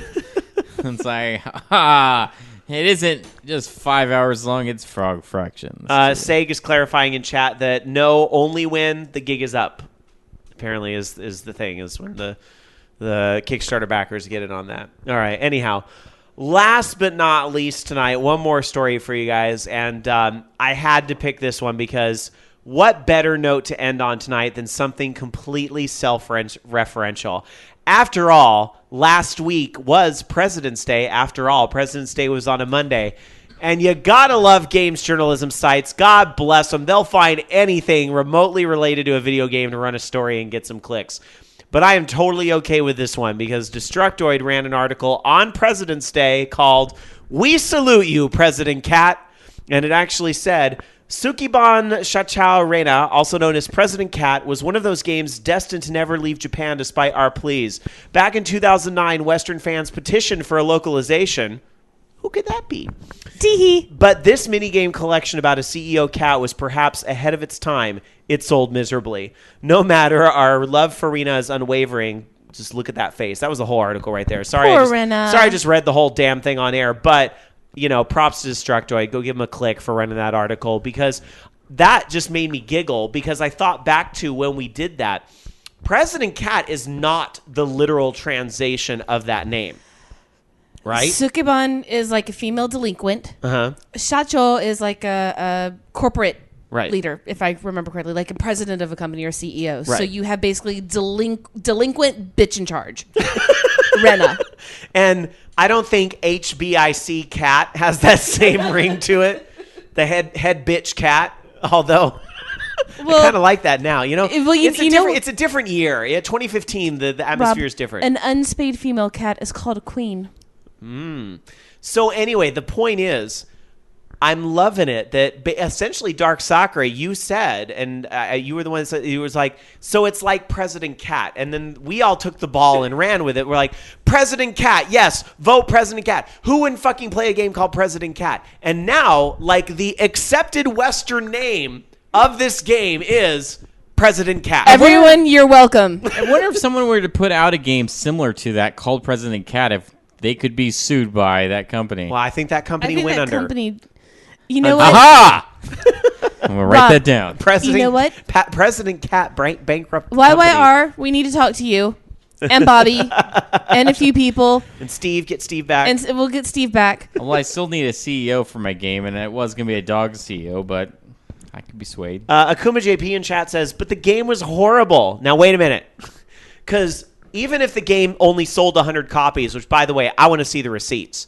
Because that story was ran on some website, but I never... Where was the receipts to prove that? Because I have a copy. considering we got people here in the States to import that game. Loki bought that game. Like, was OLR really responsible for like 10% of the sales of this game? Because I kind of don't think that's the case. Like, I'm not that stuck on myself with this program that I think we had that big of an impact. So I just... See, I think that we should do our own President Cat and have it just full of OLR in jokes and just crazy shit. But we would be remiss if we didn't have a nod to one of the greatest Sukeban characters ever, who used to beat people up with yo-yos. But the point was, just to remind everybody, the game wasn't that bad. It was a little silly, but you played a cat in mini games, like in the Incredible Crisis. It was like an Incredible Crisis, but with a cat, and it was funny. And we played it because Loki imported it, and we had a region-free Wii, and we checked that out, and it was I need to fun. region mod my Wii so I can play that game. Yeah, it was a lot of fun. So, and remember, the whole point behind that was they were putting shit out on shelves like, Barbie's Jewel Collecting Adventures and shitty Flash game adapted for Wii Part 2 types of things. Like, there was so much shovelware on the Wii. I think the point behind that whole rant in the first place was, why can't we get an awesome concept like this with all this poo-poo crap that's out on the Wii that in 2009 And there was a lot of You crap can't tell on the me Wii. if that game came over here that people wouldn't eat that up. Yeah. I mean, because people love cats. People love cats doing anything, especially if it came out around the time, was it that was 2009. I mean, why couldn't At least Destructoid's on our side, because that's not the first time they ran a President Cat story. I mean, I think they ran a President Cat story when it first happened, and I want to say President Cat came up again on their site when they were talking about, because, like, remember how, it was like, Wii games that would kicked off, it was Operation Rainfall, what should they focus on next type of thing, because, everything that was on their wish list they got, right, was Xenoblade not Last Guardian. You didn't get that Last Story, and what, Pandora's Tower or whatever. Yeah. So they got all those games. I think there was like an article like, what should they do now? And President Cat was one of those games. So anyway, just wanted to throw that out there. Good times. Let's do it. Let's open the Skype line, 1-877-GAME-OLR, our username on Skype, Orange Lounge Radio. Don't be shy. If you want to get in, call now, because we're not going to have the opportunity open very long, since it's already midnight on the East Coast, 9 o'clock here on the West Coast. But we've had a good long show tonight. I will go around the room and check if there's any last-minute stories while we wait to see if Skype lights up at all. Loki? Nope. No last-minute stories. I don't have any, unfortunately. And I was looking, too. I was trying to find something. We're trying. All right. That's okay, because we do have a call coming in, so let's get to our calls tonight. Hi, you're on Orange Lounge Radio. Who's this? Hey, this is Hack Deft. Hey, Hack Deft. What's on your mind, buddy? Well, I have a lot of stuff on my mind, like President Cat. Remember when Joystick ran the article, too? I do. Wasn't that your fault? Yeah. Yeah, you emailed them the tip or something, right? Yeah, I think I emailed them an article you wrote on the old OLR page. Oh, yeah, back when I actually had articles on that site. Yeah, we did. Yeah. Because I seem to recall our tweets. I mean, this is like 6 years ago at this point, believe it or not. Our tweets to the company were getting read. And they basically were doing the very Japanese humble equivalent of, what the fuck is happening right now? type of thing on their Twitter. And so I remember writing an article at Orange Lounge Radio about, like, here's what's going on and why we're all trying to get President Cat. And they took our hashtag. Yeah, they took our hashtag. They called it President Cat. So I loved it. So yeah, and then you went to Joystick with that, and then I'm sure a ton of other sites kind of copy paste from there. So in the 13-year history of this show, that's like the one thing that went viral. Yeah. That and something that got us a cease and desist from Namco, but we won't go there. No, well, anyways, I wanted to talk about another thing coming up soon in a few weeks. That I'm going to Mexico City to what it's called the Distrito Federal here, to the Zelda Symphony of the Goddess concert. Nice. And I'm pretty excited about it. Last year well, not last year, like 2 years ago, but it wasn't, I think, December, so more or less. Friends from over there, from Mexico City, went, and they talked really good stuff about it. And they pretty much told me, you have to come, you have to go and see the concert. You have to listen, and you have to pretty much live the experience. So yeah, eventually I did promise them that if Zelda Symphony of the Goddess concert would return to Mexico, I would go. And yeah, it did return. It's going to be in Monterrey also, and in Mexico City. I'm going to again the Mexico City concert, and yeah, again I'm pretty excited to go there and hear all the songs and pretty much live the experience. I'm really excited for you. I wish I was able to go see. It's going to be in San Jose, or I think I might have just missed it, like it was just here.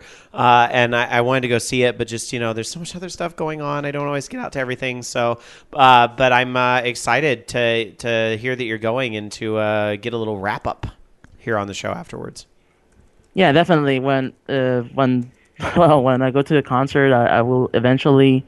Talk to you guys and probably write an article for the blog networks. Yeah, that'd be awesome.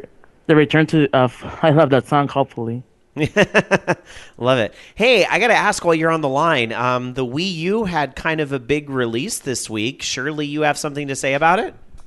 More or less, yeah. Yeah, we're of course. If you know me and have listened to the show for many years, you know I love Kirby. And yeah, I did get Kirby and the Rainbow Course. And how is it? It's not well, don't know how I can put it. It's good. Definitely, it's good. If you like Kirby, you'll love this. If you like Canvas Curse, you'll definitely love this also. But it's don't know how to put it yet because I have only played the first world. Well, basically the first 3 levels and a boss. Mm-hmm. So the game, it's I cannot don't know if I can compare it to Canvas Course, but it's definitely the same mechanic, but it feels completely different. Also, it's really weird. I'm definitely loving it, and I pretty much just playing this on multiplayer. Okay. Multiplayer makes the experience way better. Interesting that you hesitated there a little bit, though, because a lot of people on Twitter are really eating this game up. So I was really surprised. I would have thought you would be falling right in line with that. But maybe you just have to give it a little more. And you said you only played the first world, so maybe it'll start to really hook you a little later on. Yeah, I've been busy with other stuff and work, and I haven't been able to play a lot of games. I have Majora's Mask still wrapped in Xbox and Monster Sure. Hunter 2. I know how it goes. So yeah, I barely made some time to play Kirby, but again, it's good. For the $40 you pay for the game, it's definitely great. It's definitely something anyone should check out at least. But again, it's if you're looking for something like Canvas Course, it's kind of like that, but not exactly like that. So it's weird. But yeah. All right. Well, I'm gonna let you go so we can get some more calls. But thanks for the call. Hey, thanks for having me. And hope you have more time to play Kirby this week. I'll try. All right. Take care, buddy. Thanks. All right, 1-877-GAME-OLR or username on Skype, Orange Lounge Radio, but the phone is lighting right back up. Hi, you're on Orange Lounge Radio. Who's this? Hey, what's up? This guy Judo. Hey, Kaijudo. How you doing this week? I'm all right, man. How you? Not too bad. What's on your mind? Not much. I just want to address what you were talking about earlier with the why did people buy the new 3DS? Sure. I'm one of those people, got 3DS day one. And the main reason why I got it is just for the simple fact of the upgrade. It's an improved version over the last 3DS. Mm-hmm. You know, me, I was one of the people that didn't really see much of a problem with the original 3DS. Like, I didn't experience the 3D issues or any other type of stuff.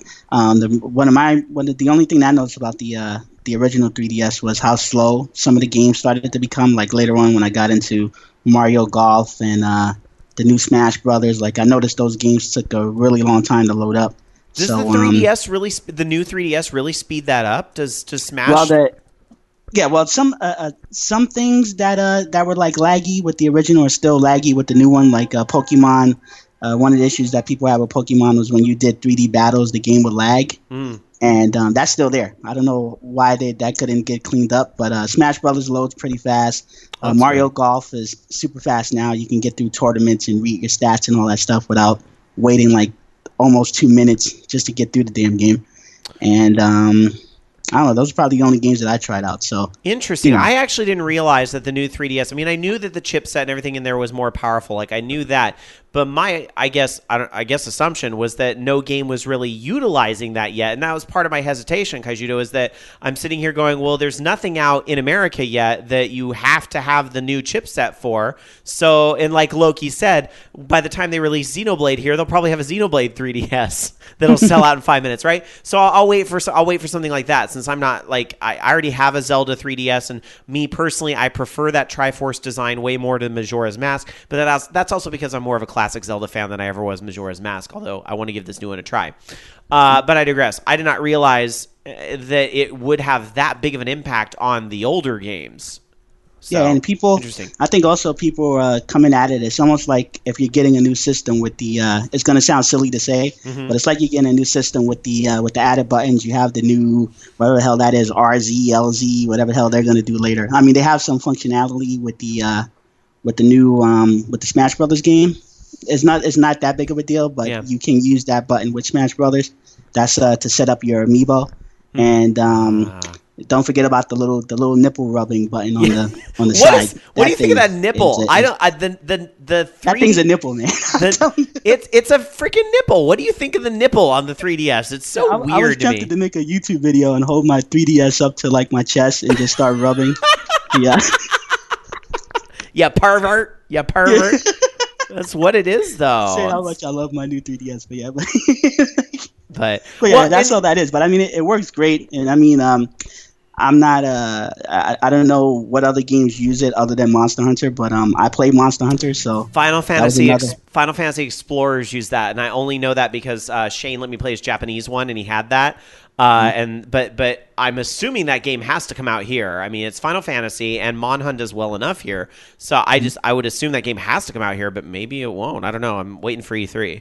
But yeah, and I'm wondering if I know it didn't sell well, but I think the Resident Evil game uses it too. I know they had a few like shooter type games or something that will use that nipple control, but but like I said, I played Monster Hunter, so that was another reason I never wanted to invest in that whatever that thing was. What was that stick thing they were talking about? Yeah, it was like the little extra.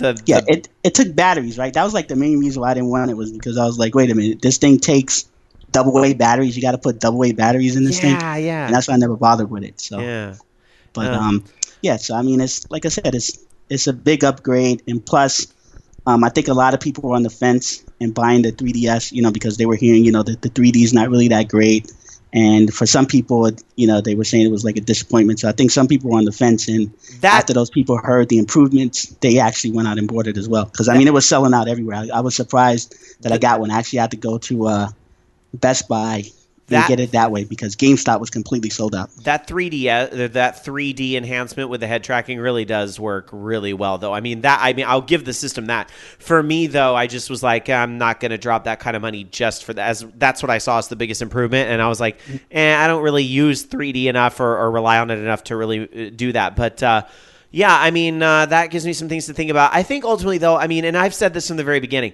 I'm going to end up getting a new 3DS eventually, but I'm just waiting for that must-have game that's probably being announced at E3 this year.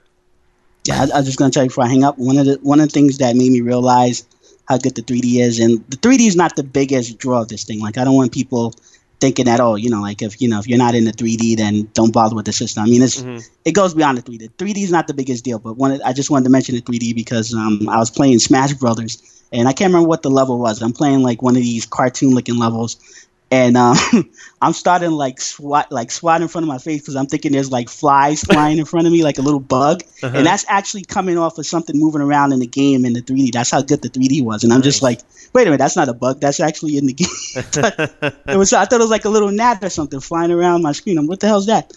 And I mean, it literally like pops up at you. I think that's if you follow Adam Sessler a lot, when the 3DS first came out, they remember how everyone was like, oh, this thing must have been made with angel blood or something they were saying about it because it was so crisp and everything. Yeah, I remember seeing. Yeah, and then when it came out, Adam Sessler was saying, wait a minute, that's not the system that we saw, that they showed us in the demo. That's not the system. I wonder if he saw the new 3DS and if he would say that this is closer to what they originally saw, because he went out and said, that's not the 3DS that we saw. The one that they're selling in retail is not the 3D that we saw. I also remember at that particular... I was there at E3 that year. They first showed the 3DS, and I remember just kind of being in awe, like when they actually were showing it to us, and it was like, oh my God, it really does work. The 3D on this thing really works. Like, kind of seeing it for the first time was really kind of inspiring. But yeah, I don't know. Maybe they had a different tracking system there or whatever. But I don't remember being like really disappointed by the first 3DS model or whatever. I was just more blown away by its 3D without glasses, and it was the first time we were really seeing that in mass. Anyway, Kajuto, I gotta let you go so we can try to squeeze in some more calls. But I will leave you with this comment. Bonds006 in our chat room over at live.vognetwork.com says they gave us a condom for the Wii and now a nipple for the new 3DS. There you go. All right, have a good one, my friend. You too. All right, bye. 1877 Game OLR, username on Skype, Orange Lounge Radio. I can probably squeeze in one more call here, although we are running a little late, and I know some of us have to work Monday morning, as do some of you, so I can't let things go on too much longer, but I will try to squeeze in one more call if somebody wants to try and get in there. I know it was lighting up. We might have a few more. Oh, there we go. It's lighting up. You got to wait for that delay sometimes, just a little bit of a delay. Hi, you're on Orange Lounge Radio. Who's this? Hey, it's Ron. Hey, buddy. How you doing? Not much, just chilling, relaxing. You know how I do. Yeah, that's good. You've been watching the Oscars on the other television or something? Actually, no. Come on. When OLR is on, my TV is off. I respect that. I do. I see, obviously it's inevitable, whenever we go up against something big, people are talking about it in chat and even on Twitter. Like I'm trying to look at Twitter like, oh, what's going on in gaming? But everybody's talking about the Oscars. Apparently, I'm hearing, however you might feel about Lady Gaga, apparently she did some type of tribute to The Sound of Music on the Oscars, and they're saying she killed it. Like some are saying they got goosebumps on how good it was. And I'm like, as somebody who actually I don't mind her music at all. I think she's a great pop artist. Version of The Sound of Music will be very strange. Well, I'm dying to hear it.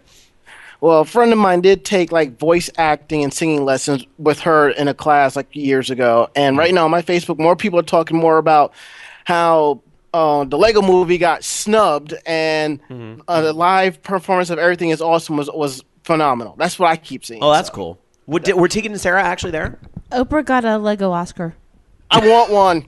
I want to know how Neil Patrick Harris was as host. Like, I don't usually, there's part of me that kind of doesn't really care about the Oscars, especially when I haven't seen a one. I don't think I've seen a single one of the nominated movies this year. Was Interstellar nominated? I have no idea. See, that's where I'm at. I'm like, if Interstellar was nominated, then I saw that one. And if it wasn't nominated, I'm kind of surprised that it wasn't. But anyway, it's just like, that's just how out of it I am these days. Mm-hmm. Anyway. So, Rob, tell me, did you get the Cross of St. Olaf?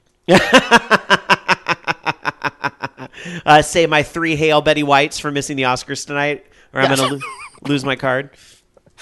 Something like that. Yes, I'm prepared. Hail Betty White. Hail Betty White. Okay, 2 more things I want to touch on. I'm going to get the heck up on out of here. Now, you talked about President Cat. Mm-hmm. Now, I was one of those that shared this on social media back then, and one of my friends, he ran the game room for ZenkaiCon, and he told me he got a copy of the game for the game room. And I went to check the game from time to time. Let's just say there were a lot of people waiting around to play this game. Thank you. See, and again, there's another copy that essentially OLR sold. I mean, Rama sold it, but through us, right? No. OLR sold it. I just endorsed it. So how did you tell me that game only sold? Did it sell 100 copies in America because of OLR? I would maybe, although that's a lot. I don't think we have 100 people that listen to this show, but I would believe that maybe there's that. But only 100 copies in Japan when we know like all these people that I know bought them. It doesn't. That's why I'm like, I want to see the receipts on this game. Anyway. It might come down to that. Oh, man. That's great. I'm so glad to hear that was a hit at anime cons. In fact, I wish somebody would take it to more anime cons. If there ever is, heaven forbid, a VOG con, like we need another fucking con, but if there ever is a VOG con or whatever, then we'll have to have President Cat in the game room. Although, since, pretty much we tell people, just go to Dragon Con because where the most VOG hosts show up anyway, maybe we'll just have President Cat up in the hotel room. I don't know. Fair enough. And you were talking about the Fugu question week about multiplayer in the arcade. Now, wasn't in the arcade. This was at home. Years ago, I lived with some friends, and my friend's older brother used to work the night shift at this ice rink. So he started taking the N64 down because there's nothing else to do on night shift, so everything's already locked down. So I got wind of them. They were playing Conker's Bad Fur Day, and I'm like, what? Is everyone taking turns to play? And I'm like, oh, wait. Multiplayer. So we had a tradition of going down to the ice rink 3 times a week. We would sit there around the N64, 20-inch big screen at night, and just sit there and just multiplayer the hell out of each other on every level. Now, it would be me and my friend's oldest brother. We were pretentious assholes for sniping. So we would snipe everyone, and then eventually, whatever levels it is where you could just snipe, we would just find a bunker and just sit there and just try to snipe each other from either side of the stage, not paying attention to his 2 other brothers trying to kill us and each other. And we sit there like talking like we're old buddies in Vietnam and stuff like that. It was just ridiculous, but it was just fun and just amazing. You have the best stories. I always think I have good memories, but then it's some freaking con. You create more memories. I hope you keep a book. Look, Rob, let me tell you something. You mentioned earlier that your memory is bad. My memory is bad too. At least you have somebody to remind you. I have someone lucky. who reminds me I have a bad memory and not telling me what I need to remember. I am lucky. Well, I do have Jamie for that, but I am lucky to have Alan. What can I say? All right. Sappy, gross. All right. Aww. Anyway, I'm going to go ahead and let you go, okay, my friend? Awesome. All right. Take care, bro. Take care. I'm going to miss you at PAX East. We'll see. All right. Take care. All right. Bye. Bye. Rama will find a way. Even though all those tickets are long gone, he'll find a way. He'll be like, there's some forum. I knew a guy who knew a guy. Had PAX East tickets. All right. That is going to do it for Skype calls tonight. I'm so sorry, but just due to time, we are running really long this week. Having Steve here took up a little bit of chunk of time in the beginning of the show, although we love talking to him and wish Flomm the best of success. But that is it for the main part of the show tonight. It's time to wrap things up. I want to thank everybody for tuning in and listening to another episode of OLR. Your support means so much, you guys. The fact that many of you here live would choose to listen to us over the Oscars, that really does mean an awful lot. And even if you did end up watching the Oscars this week and you just happen to be listening to us on the podcast feed, hey, you made it through a nearly 3.5 hour show while you were at work, on your commute, or what have you. And I thank you for spending time with your week during your week with us. And we want to hear from more of you. So please tweet at us at OLR. Send us a Facebook message on Facebook or whatever people do. Send us a Snapchat. Just keep it clean. No, you tweet at us, email us, participate at orangeloungeradio.com, or post on our forums. Just let us know you're out there. Even if you're like the guy who emailed us tonight that was like, hey, I just want to say hey. Sup? Sup? And now my response will be, not much, ASL. All right. Let's go around and get everybody's final thought tonight because it is time to wrap up the show and get on out of here. If you did enjoy Orange Lounge Radio, though, please remember, tell a friend or 5 about the show. Spread the word. It is the show where every gamer has a voice, but we can't spread those voices if they're not out there to share them. So please bring more awesome people into this little family we have here at VOG Network and OLR. We will be back in 7 days' time, Sunday, to do it all over again. But then that show's got to last for 2 weeks because we will be off for PAX East. But again, if you are going to be in Boston, A, protect me from the snow. B, please introduce yourself and come say hello. I can't wait to meet people over at PAX East. Let's go around and get everybody's final thought for the night. Loki, you look ready to go. What's on your mind for your final thought tonight? I gotta work more on my game. I can't wait to play it. And apparently someone doesn't like my music. Don't read the comments.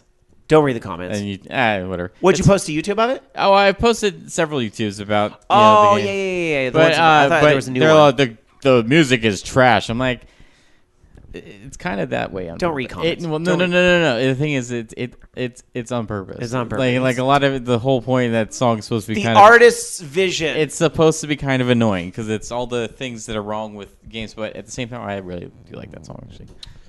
And it's free. That's really the main reason why it's in the game, because it's free. My final thought tonight is I want to thank Steve for being here tonight, and even though he had to leave early, I understand.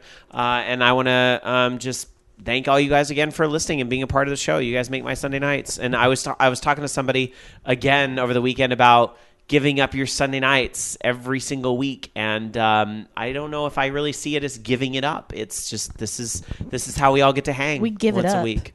Woo woo! We get up. We get up to get down. That's my final thought. DarkSakura, your final thought tonight. I'm going to have pie, and none of you can stop me. I want pie. No, you have to go get Alan. I do have to go get Alan. Maybe I can. Says that I brought you taquitos. You did bring me taquitos. Maybe I can convince Alan to go get pie. I offered Loki food. Well, I had just eaten like a bunch of pizza, so. And then later I got hungry, so I had Chinese. Akuma JP wants to see your work, Loki. You got to put that in our chat room. Well, just if you go to YouTube, Loki OLR is my username on there, or you just go look at my Twitter. I post videos on it. I don't have like I had a video that I was set to upload Saturday, but it just didn't happen because it's too high quality apparently for YouTube. It couldn't encode it, so I'm going to record it this time as an MP4 instead of an uncompressed. This is me sitting here who's been owed those great creators their proper playthrough videos for like a month now, so I can't. I even tried using the software to convert it to a format that YouTube could use, but the frame rate just wasn't good enough for me, so I'm going to do it again. It's fine because I gotta add some stuff to the game anyways. It continues. Anyway, we're out of here for the night. We got to get pie. Man, I want pie. That's the thought I'm leaving you with tonight. Pie. It's delicious. Good night, everybody. We'll see you in 7 days. You've been listening to Orange Lounge Radio. Orange Lounge Radio is a production of OLR Studios. To join us for a live show, tune into VogNetwork.com Sunday nights at 6 p.m. Pacific, 9 p.m. Eastern. The views and opinions expressed in this program do not necessarily reflect those of the staff of Orange Lounge Radio or Vog Network, but you know they were all still true. See you next week.